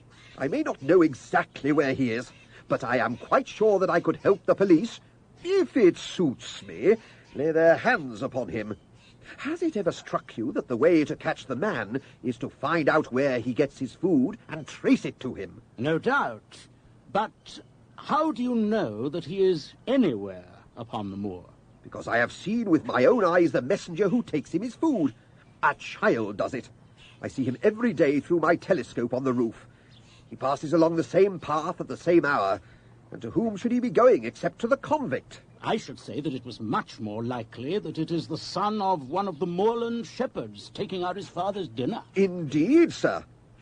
Do you see that black tor over yonder? Do you see the low hill beyond the thorn bush? It is the stoniest part of the moor. Is that a place where a shepherd would be likely to take his station? Your suggestion, sir, is absurd. Dr. Watson! Dr. Watson, look! There he goes now. It is the lad with the food for the convict. Follow him, and you will see where his trail leads. I followed as rapidly as I could without getting the young man's wind up. The sun was already sinking when I reached the summit of the hill, and the long slopes beneath me were golden green on one side and grey shadow on the other. The lad and I seemed to be the only living things between the huge arch of the sky and the desert beneath it. Suddenly the boy vanished from sight. Down beneath me, in a cleft of the hills, there was a circle of old huts, and in the middle, one which retained sufficient roof to act as a screen against the weather. My heart leaped as I saw it. Since I knew Barrymore carried the food for the convict, the boy must be carrying food to where the stranger lurked. And I was on the threshold of his hiding place. His secret was in my grasp. As I approached the hut, walking warily, I satisfied myself that the place had indeed been used as a habitation. Closing my hand upon the butt of the revolver, I walked swiftly to the door. I looked in. The place was empty, but there were ample signs that I had not come upon a false scent. The ashes of a fire were heaped in a rude grate. Beside it lay some cooking utensils and a bucket half filled with water. A litter of empty tins showed that the place had been occupied. On a flat stone, which had obviously served as a table, there was a loaf of bread and a canned tongue, as well as 2 tins of preserved peaches. Beneath one of the tins lay a note, roughly scrawled in pencil. Dr. Watson has gone to Coombe Tracy. Then, at last, I heard him.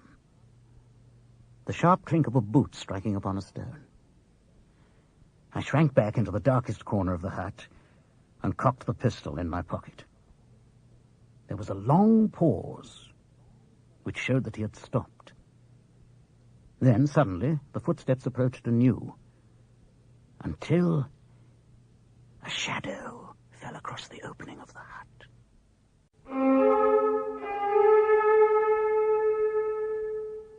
It is a lovely evening, my dear Watson.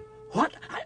I really think that you will be more comfortable outside than in that dark corner. Holmes!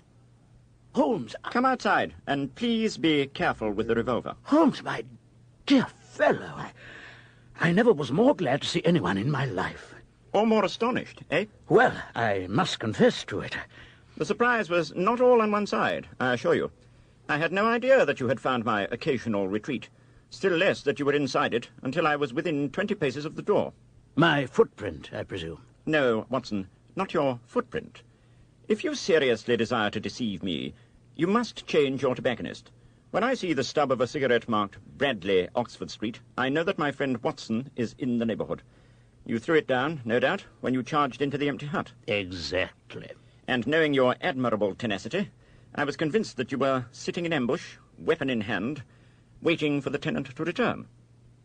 So, you actually thought I was the criminal? I did not know who you were, but I was determined to find out. Excellent, Watson.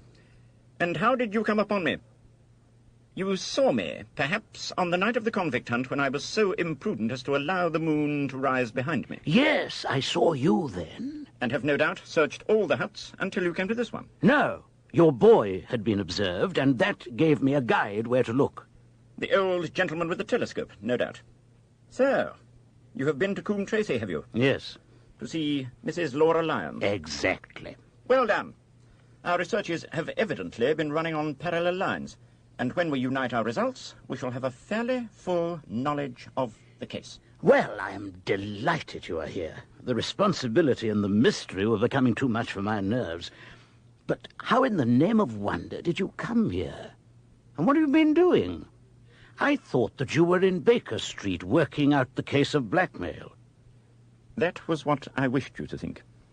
Then you use me, and yet do not trust me. I think that I deserve better at your hands, Holmes. My dear fellow, you have been invaluable to me in this as in all my other cases. I beg you to forgive me if I have seemed to play a trick upon you. In truth, it was partly for your own sake that I did it, and it was my appreciation of the danger which you ran that led me to come down and examine the matter for myself. Had I been with you and Sir Henry, my presence would have warned our very formidable opponents to be on their guard. As it is, I have been able to get about as I could not possibly have done had I been living in the hall. I remain an unknown factor in the business, ready to throw in all my weight at a critical moment. But why keep me in the dark? For you to know could not have helped us, and might possibly have led to my discovery. You would have wished to tell me something, or, in your kindness, would have brought me something to comfort me, and so run an unnecessary risk. Who is the lad who brought you food? Cartwright. I brought him down with me. You remember? The lad from the express office? He has seen after my simple wants, a loaf of bread, a clean collar. What does a man want more? He has given me an extra pair of eyes upon a very active pair of feet, and both have been invaluable. Then my reports have all been wasted. I have your reports. Here, my dear fellow. And very well thumbed they are, I assure you. I made excellent arrangements, and they have only been delayed 1 day upon their way. I must compliment you exceedingly upon the zeal and the intelligence which you have shown over an extraordinarily difficult case. Well, perhaps you were right. I can see that it was best for our purpose that I should not have known you were upon the moor. That's better. And now, tell me the result of your visit to Mrs. Laura Lyons. The sun had set and dusk was settling over the moor. The air had turned chill, and we withdrew into the hut for warmth. There, sitting together in the twilight, I told Holmes of my conversation with the lady. So interested was he that I had to repeat some of it before he was satisfied. Finally, he leaned back and said, "This is most important. It fills a gap which I have been unable to bridge in this most complex affair. You are aware, perhaps, that a close intimacy exists between the lady and the man Stapleton." I was not aware of it. "There can be no doubt about the matter. They meet, they write. There is a complete understanding between them. Now, this puts a very powerful weapon into our hands. If I could only use it to detach his wife." His wife? "I am giving you some information now in return for all that you have given me. The lady who has passed here as Miss Stapleton is, in reality, his wife." Good heavens, Holmes. Are you sure of what you say? How could he have permitted Sir Henry to fall in love with her? Sir Henry's falling in love could do no harm to anyone except Sir Henry. He took particular care that Sir Henry did not make love to her, as you yourself have observed. I repeat, the lady is his wife and not his sister. It is he, then, who is our enemy. It is he who has dogged us in London. So I read the riddle.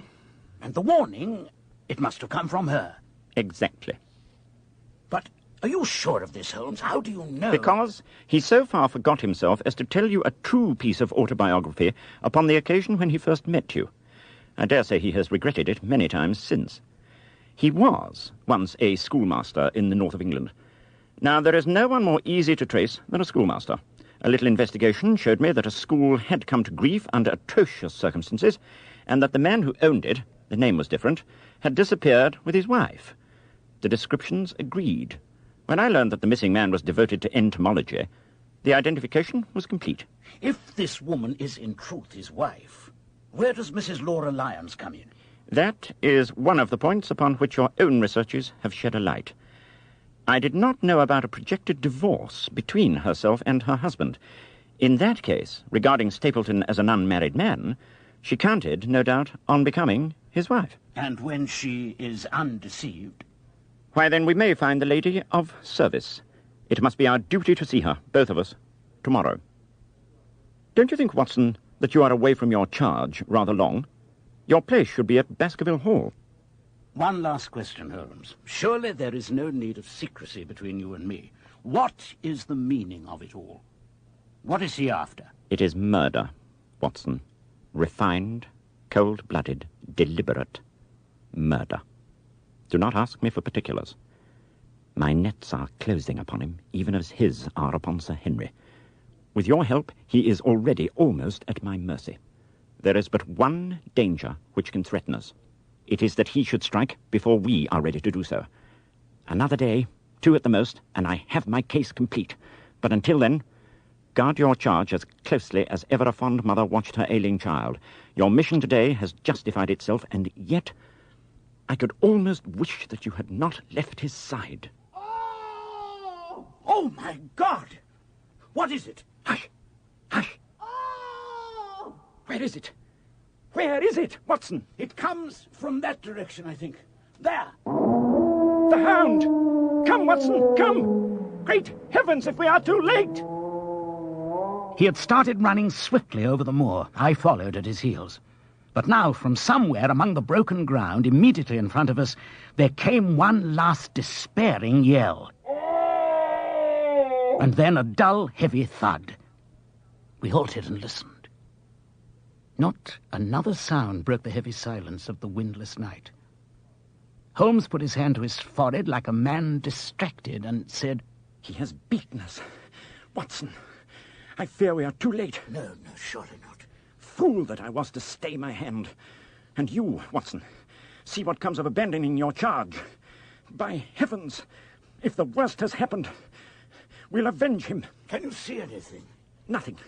We must get to the top of this crag. Can you make out anything now? There, Watson. There, at the foot of the crag. Oh, God, it's Sir Henry. I shall never forgive myself for having left him to his fate. I am more to blame than you, Watson. In order to have my case well-rounded and complete, I have thrown away the life of my client. We must send for help, Holmes. We cannot carry him all the way to the hall. Good heavens, Holmes, are you mad? A beard. A beard. The man has a beard. But I... It is not the baronet, thank heavens. It is my neighbour, the convict. But the clothes, they're Sir Henry's. Of course they are. Sir Henry turned his old wardrobe over to Barrymore, and he obviously passed some on to Selden to help in his escape. Then the clothes have been the poor devil's death. It is clear enough that the Hound has been laid on the trail from some small article of Sir Henry's. The boot, which was abstracted in the hotel, in all probability. There is one singular thing, however. How came Selden, in the darkness, to know that the Hound was on his trail? He heard him. To hear a hound upon the moor would not work a hard man like this convict into such a paroxysm of fear that he would risk recapture by screaming wildly for help. How did he know?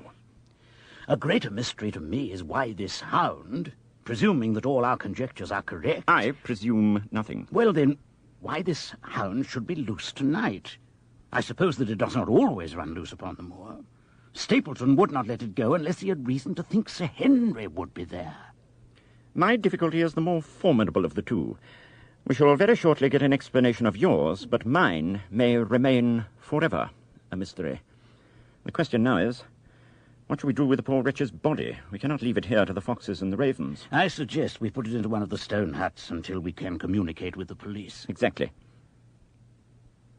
Hello, Watson. What's this? It's the man Stapleton himself. By all that's wonderful and audacious. Not a word, Watson, to show our suspicions. Not a word, or my plans crumble to the ground. Dr. Watson, is that you?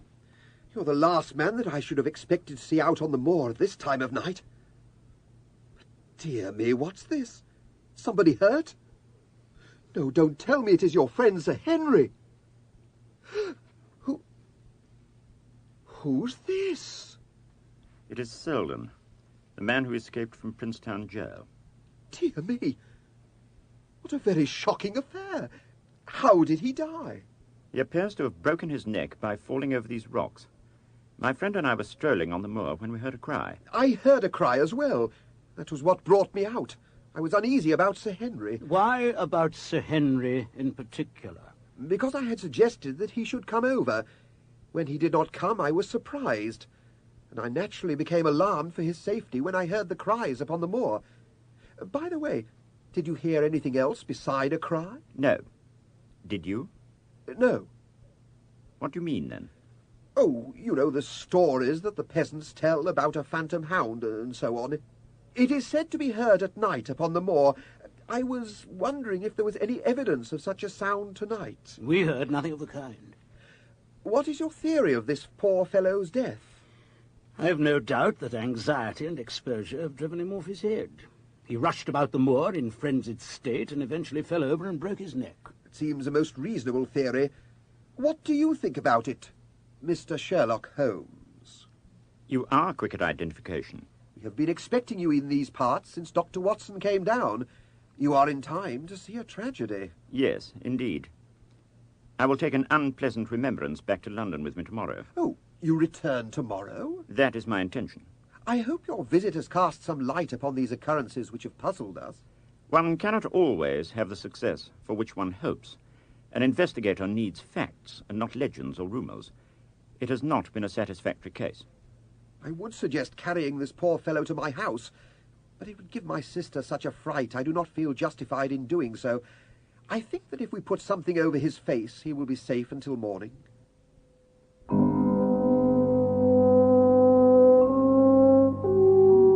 And so it was arranged. Resisting Stapleton's request that we take dinner with him, Holmes and I set off to Baskerville Hall, leaving the naturalist to return alone. Looking back, we saw the figure moving slowly away over the moor, and behind him that one black smudge on the silvered slope which showed where the man was lying, who had come to so horrible an end. We were approaching the hall when Holmes remarked, "We're at close grips at last. What a nerve that fellow has. How he pulled himself together in face of what must have been a paralyzing shock when he found that the wrong man had fallen a victim to his plot. I told you, Watson, and I tell you now again, we have never had a foeman more worthy of our steel." "I am sorry that he has seen you." "And so was I at first, but there was no getting out of it." "What effect do you think it will have upon his plans, now that he knows you are here?" "It may cause him to be more cautious, or it may drive him to desperate measures at once. Like most clever criminals, he may be too confident in his own cleverness and imagine he has completely deceived us." "Why should we not arrest him at once?" "My dear Watson, you were born to be a man of action. Your instinct is always to do something energetic. But supposing, for argument's sake, that we had him arrested tonight, what on earth could we prove against him? There's the devilish cunning of it." "Surely we have a case." "Not a shadow of one. Only surmise and conjecture. We should be laughed out of court if we came in with such a story and such evidence." "There is Sir Charles's death." "Found dead without a mark upon him. You and I know that he died of sheer fright, and we also know what frightened him. But how are we to get 12 stolid jurymen to know it? What signs are there of a hound? Where are the marks of its fangs? We know that a hound does not bite a dead body and that Sir Charles was dead before ever the brute overtook him. But we have to prove all this, and we are not in a position to do it." "Well, then, what about tonight?" "We are not much better off tonight. Again, there was no direct connection between the hound and the convict's death.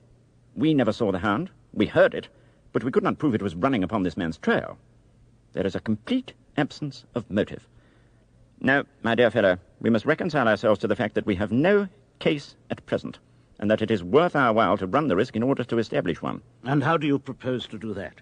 "I have great hopes of what Mrs. Laura Lyons may do for us when the position of our affairs is made clear to her. And I have my own plan as well.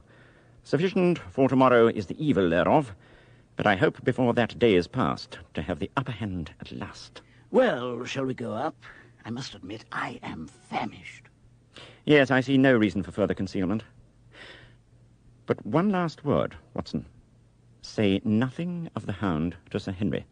Let him think that Selden's death was as Stapleton would have us believe. He will have a better nerve for the ordeal which he will have to undergo tomorrow when he is engaged, if I remember your report aright, to dine with these people." "And so am I." Then you must excuse yourself, and he must go alone. That will be easily arranged. And now, if we are too late for our dinner, I think that we are both ready for our suppers. With that pronouncement, Holmes led our way into the hall. Sir Henry was more pleased than surprised to see Sherlock Holmes, for he had for some days been expecting that recent events would bring him down from London. Over a belated supper, we explained to the baronet as much of our experience as it seemed desirable for him to know. Holmes and Sir Henry retired to the study, while I went to break the news to Barrymore and his wife. To him it may have been an unmitigated relief, but she wept bitterly in her apron. After accomplishing my unpleasant duty, I joined Sir Henry and Holmes. Your brandy, Watson. Thank you. It's most welcome at this moment. You know, I've been moping in the house all day since Watson went off this morning. I guess I should have some credit, for I've kept my promise. If I hadn't sworn not to go about alone, I might have had a more lively evening, for I had a message from Stapleton asking me over there. I've no doubt that you would have had a more lively evening. By the way, I don't suppose you appreciate that we have been mourning over you as having broken your neck. How was that? The poor wretch, Selden, was dressed in your clothes. I fear that your servant who gave them to him may get into trouble with the police. That is unlikely. There was no mark on any of them, as far as I know. That's lucky for him. In fact, it's lucky for all of you, since you are all on the wrong side of the law in this matter. I'm not sure that as a conscientious detective, my first duty is not to arrest the whole household. Watson's reports are most incriminating documents. But how about the case? Have you made anything out of the tangle? I don't know that Watson and I are much the wiser since we came down. I think that I shall be in a position to make the situation rather more clear to you before long. It has been an exceedingly difficult and most complicated business. There are still several points upon which we want light, but it is coming all the same. We've had one experience, as Watson no doubt has told you. We heard the Hound on the moor, so I can swear that it is not all empty superstition. If you can muzzle that one and put him on a chain, I'll be ready to swear that you are the greatest detective of all time. I think I will muzzle him and chain him, all right, if you will give me your help. Whatever you tell me to do, I will do. Very good. And I will ask you also to do it blindly, without always asking the reason. Just as you like. Then I think the chances are that our little problem will soon be solved. I have no doubt... What is it, Holmes? Excuse the admiration of a connoisseur, but those portraits are a really fine series of paintings. Well, I'm glad to hear you say so. I don't pretend to know much about these things. I'd be a better judge of a horse or a steer. I didn't know you found time for art. Watson won't allow that I know anything at all about the subject, but that is mere jealousy because our views differ. I know what is good when I see it, and I see it now. That's a Nella, I'll swear, that lady in the blue silk over yonder. And the stout gentleman with the wig ought to be a Reynolds. They are all family portraits, I presume. Every one. Do you know the names? Barrymore has been coaching me in them, and I think I can say my lesson fairly well. Who is the gentleman with the telescope? That is Rear Admiral Baskerville, who served under Rodney in the West Indies. The man with the blue coat and the roll of paper is Sir William Baskerville, who was chairman of committees of the House of Commons under Pitt. And this cavalier opposite to me, the one with the black velvet and the lace? Ah, you have a right to know about him. That is the cause of all the mischief. The wicked Hugo, who started the legend of the Hound of the Baskervilles. We're not likely to forget him. Dear me, he seems a quiet, meek-mannered man enough, but I dare say that there was a lurking devil in his eyes. I had pictured him as a more robust and ruffianly person. There's no doubt about the authenticity, for the name and the date, 1647, are on the back of the picture. Well, gentlemen, I think it's time for me to call it a night. I hope you'll be comfortable, Holmes. I'm certain I will be, Sir Henry. Good night, then. You certainly made a point of Hugo's portrait. Do you see anything there? Is it like anyone you know? There is something of Sir Henry about the jaws. Just a suggestion, perhaps. But wait an instant. Let me conceal the hat and the long ringlets with my arm. There. Now whom do you see? Good heavens! It's Stapleton. Ah, you see it now. My eyes have been trained to examine faces and not their trimmings. It is the first quality of a criminal investigator that he should see through a disguise. But this is marvelous. It might be his portrait. Yes. It is an interesting instance of a throwback, which appears to be both physical and spiritual. A study of family portraits is enough to convert a man to the doctrine of reincarnation. The fellow is a Baskerville. That is evident. With designs upon the succession. Exactly. This chance of the picture has supplied us with one of our most obvious missing links. We have him, Watson. We have him. And I dare say that before tomorrow night, he will be fluttering in our net as helpless as one of his own butterflies. A pin, a cork, and a card, and we add him to the Baker Street collection.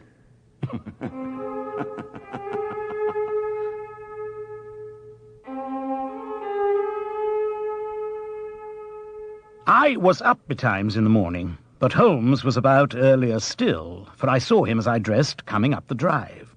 Yes. We should have a full day today. The nets are all in place, and the drag is about to begin. We'll know before the day is out whether we have caught our big, lean-jawed pike, or whether he has got through the meshes. Have you been on the moor already? I have sent a report from Grimpen to Princetown as to the death of Selden. I think I can promise that none of you will be troubled in the matter. And I have also communicated with my faithful Cartwright, who would certainly have pined away at the door of my hut, as a dog does at his master's grave, if I had not set his mind at rest about my safety. What is the next move? To see Sir Henry. And here he is. Good morning, Holmes. You look like a general who was planning a battle with his chief of staff. That is the exact situation. Watson was asking for orders. And so do I. Very good. You are engaged, as I understand, to dine with our friends the Stapletons tonight. I hope that you will come also. They're very hospitable people, and I'm sure that they will be glad to see you. I fear that Watson and I must go to London. To London? Yes. I think that we should be more useful there at the present juncture. I hoped that you were going to see me through this business. The hall and the moor are not very pleasant places when one is alone. My dear fellow, you must trust me implicitly and do exactly what I tell you. You can tell your friends that we should have been happy to come with you, but that urgent business required us to be in town. We hope very soon to return to Devonshire. Will you remember to give them that message? If you insist upon it. There is no other alternative, I assure you. When do you desire to go? Immediately after breakfast. We will drive to Coombe Tracey, but Watson will leave his things as a pledge that he will come back to you. Watson, you will send a note to Stapleton to tell him that you regret you cannot come. I have a good mind to go to London with you. Why should I stay here alone? Because it is your post of duty. Because you gave me your word that you would do as you were told, and I tell you to stay. All right, then. I'll stay. One more direction. I wish you to drive to Merripit House. Send back your trap, however, and let them know that you intend to walk home. Across the moor? Yes. But that is the very thing which you have so often cautioned me not to do. This time you may do it with safety. If I had not every confidence in your nerve and courage, I would not suggest it, but it is essential that you should do it. Then I will do it. And as you value your life, do not go across the moor in any direction save along the path which leads from Merripit House to the Grimpen Road and is your natural way home. I will do as you say. Very good. I shall be glad to get away as soon after breakfast as possible, so as to reach London in the afternoon.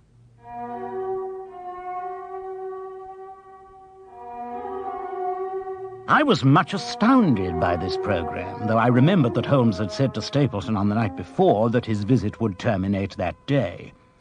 It had not crossed my mind, however, that he would wish me to go with him, nor could I understand how we both could be absent at a moment which he himself had declared to be critical. There was nothing for it, however, but implicit obedience, so we bade good-bye to our rueful friend, and a couple of hours later we were at the station of Coombe Tracey. Cartwright was waiting there. Holmes instructed him to send a wire to Sir Henry to say that if he finds Holmes' pocketbook, which he dropped, Sir Henry should send it by registered post to Baker Street. The boy handed Holmes a message which he picked up at the telegraph office. It was from Lestrade, and informed Holmes that the Scotland Yard man would arrive at 5:40 with an unsigned warrant. After Holmes dismissed Cartwright, we made our way to Mrs. Laura Lyons, who was in her office. I am investigating the circumstances which attended the death of the late Sir Charles Baskerville.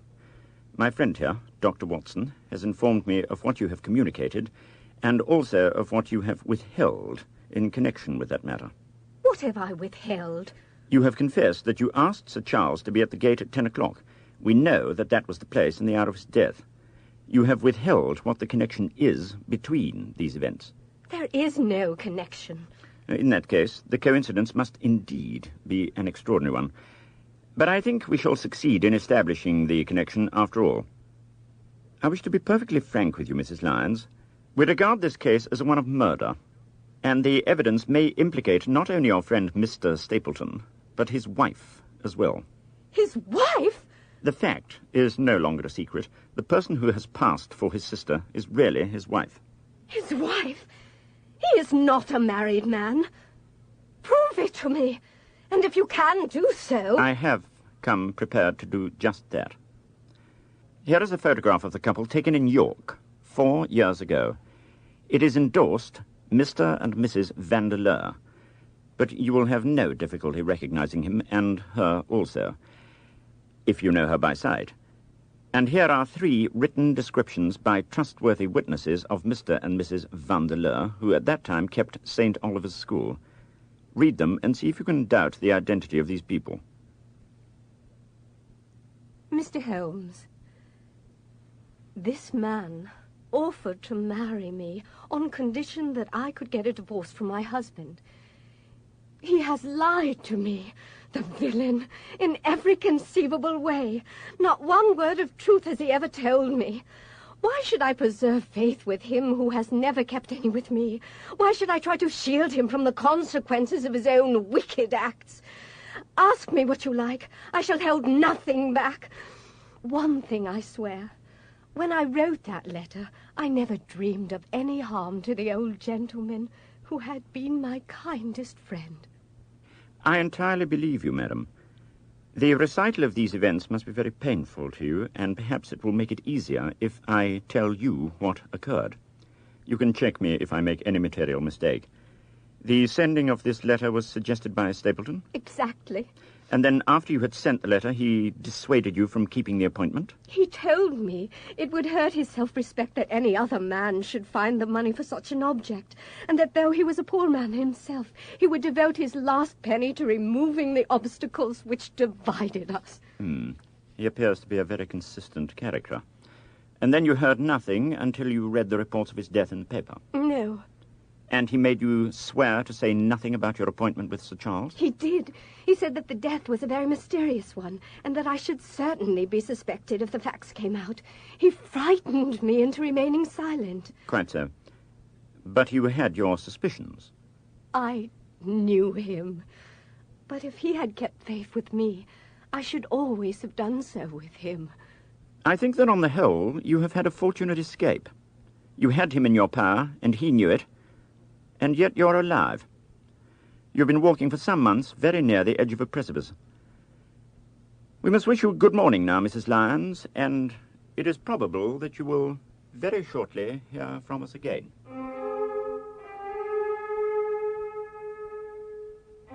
We fetched Inspector Lestrade at the station at 5:40 and filled him in with what had happened, particularly our conversation with Mrs. Lyons, over a fine dinner. Then we hired a wagonette to drive us to a point between Baskerville Hall and Merripet House. We approached Stapleton's residence with extreme caution and stopped about 200 yards from it. This will do. These rocks on the right make an admirable screen. Are you armed, Lestrade? As long as I have my trousers, I have a hip pocket. And as long as I have my hip pocket, I have something in it. Good. My friend and I are also ready for emergencies. You're mighty close about this affair, Mr. Holmes. What's the game now? A waiting game. We shall make our ambush here. Get into this hollow, Lestrade. I heard the creak of a door and the crisp sound of boots upon gravel. The steps passed along the path on the other side of the wall, under which I crouched. Looking over, I saw the naturalist pause at the door of an outhouse in the corner of the orchard. A key turned in a lock, and as he passed in, there was a curious scuffling noise from within. He was only inside a minute or so, and then I heard the key turn once more, and he passed me and re-entered the house. I saw him rejoin his guest, and I crept quietly back to where my companions were. You say, Watson, that the lady is not there? No. I cannot think where she can be, since there is no light in any other room except the kitchen. Lord, the fog is getting thick. And it's moving rapidly towards us. Is that serious? Very serious indeed. The one thing upon earth which could have disarranged my plans. He can't be very long now. It is already 10 o'clock. Our success and even his life may depend upon his coming out before the fog is over the path. If he isn't out in a quarter of an hour, the path will be covered. In half an hour, we won't be able to see our hands in front of us.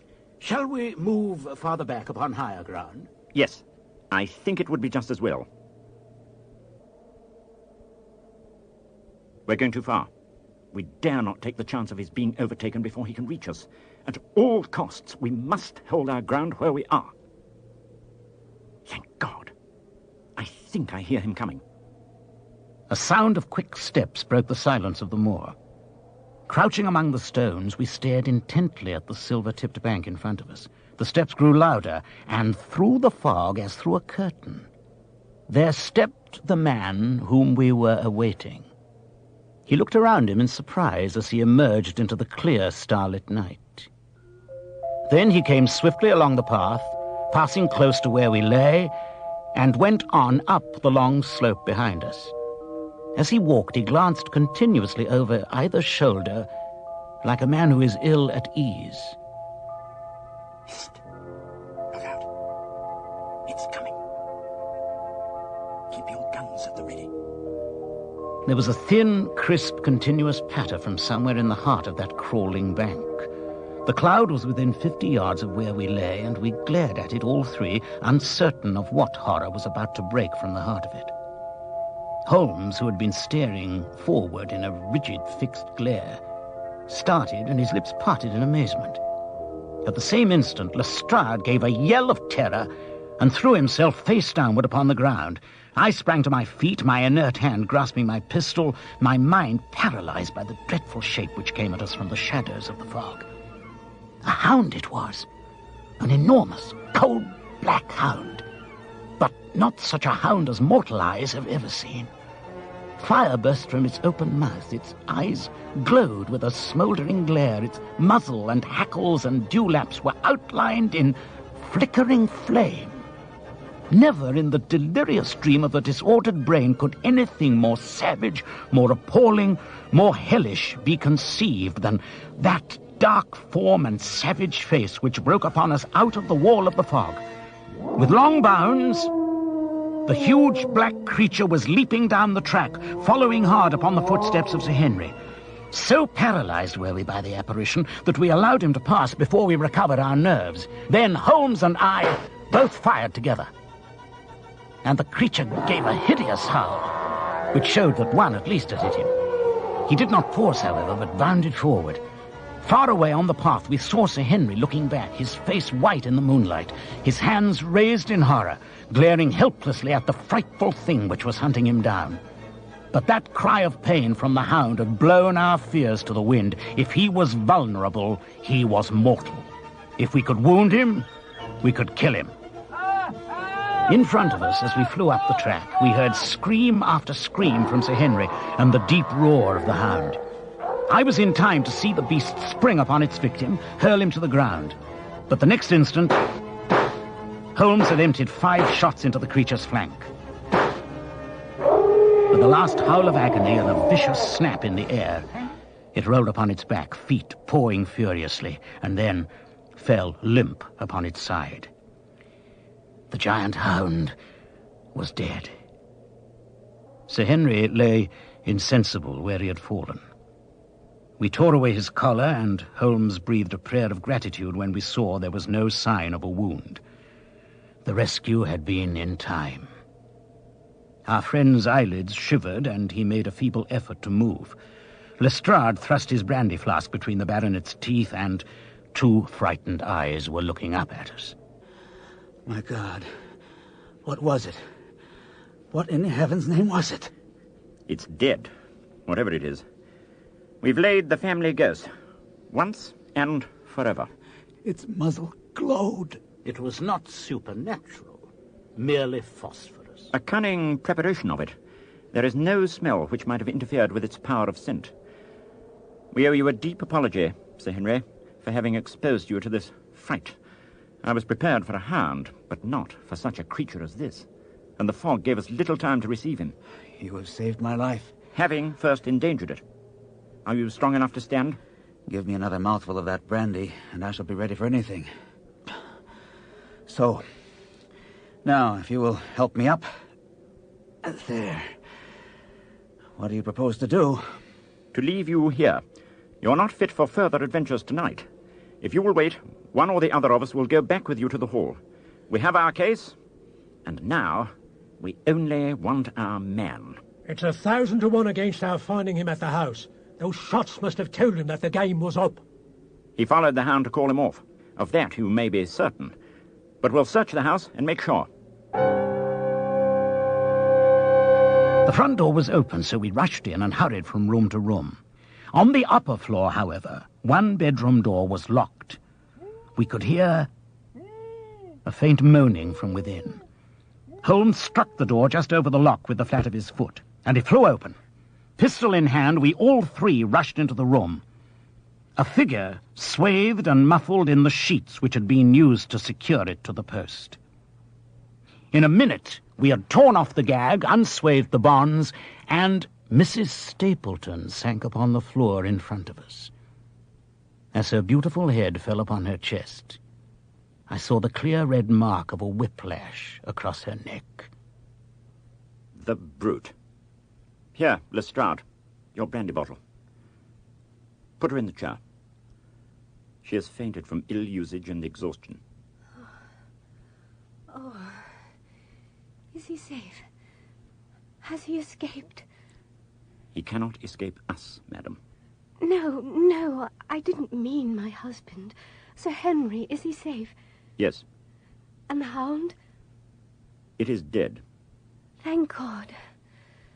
Thank God. Oh, this villain. See how he has treated me. But these bruises are nothing. Nothing. It is my mind and soul that he has tortured and defiled. I could endure it all. Ill usage, solitude, deception, everything, as long as I could still cling to the hope that I had his love. But now I know that in this also I have been his dupe and his tool. You bear him no good will, madam. Tell us where we shall find him. If you have ever aided him in evil, help us now, and so atone. There is but one place where he can have fled. An old tin mine on the island in the heart of the mire. It is there that he kept his hound, and there also he has made preparations so that he might find a refuge. That is where he would fly. No one could find his way into the Grimpen mire tonight. He may find his way in, but never out. How can he see the guiding wands tonight? We planted them together, he and I, to mark the pathway through the mire. Oh, if I could have plucked them out today, then indeed you would have had him at your mercy.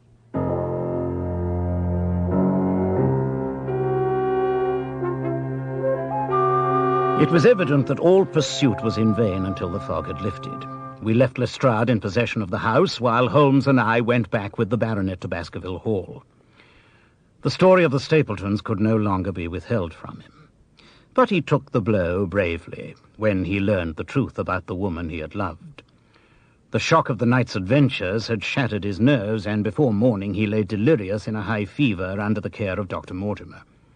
The two of them were destined to travel together round the world before Sir Henry had become once more the hale, hearty man that he had been before he became the master of that ill-omened estate. And now I come rapidly to the conclusion of this singular narrative.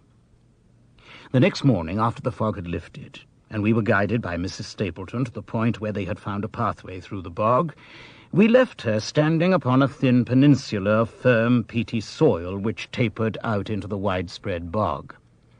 From the end of it, a small wand, planted here and there, showed us where the path zigzagged from tuft to tuft of rushes among the foul quagmires which barred the way to the stranger. It was foul-smelling, and its tenacious grip plucked at our heels as we walked, and when we sank into it, it was as if some malignant hand was tugging us down into those obscene depths. Once only we saw a trace that someone had passed that perilous way before us. From amid a tuft of cotton grass, an old black boot projected in the air. It was worth a mud bath to retrieve it. See? It is marked Myers, Toronto. Our friend Sir Henry's missing boot. Thrown there by Stapleton in his flight. Exactly. He retained it in his hand after using it to set the Hound upon the track. He fled when he knew the game was up, still clutching it, and he hurled it away at this point of his flight. We know at least that he came so far in safety.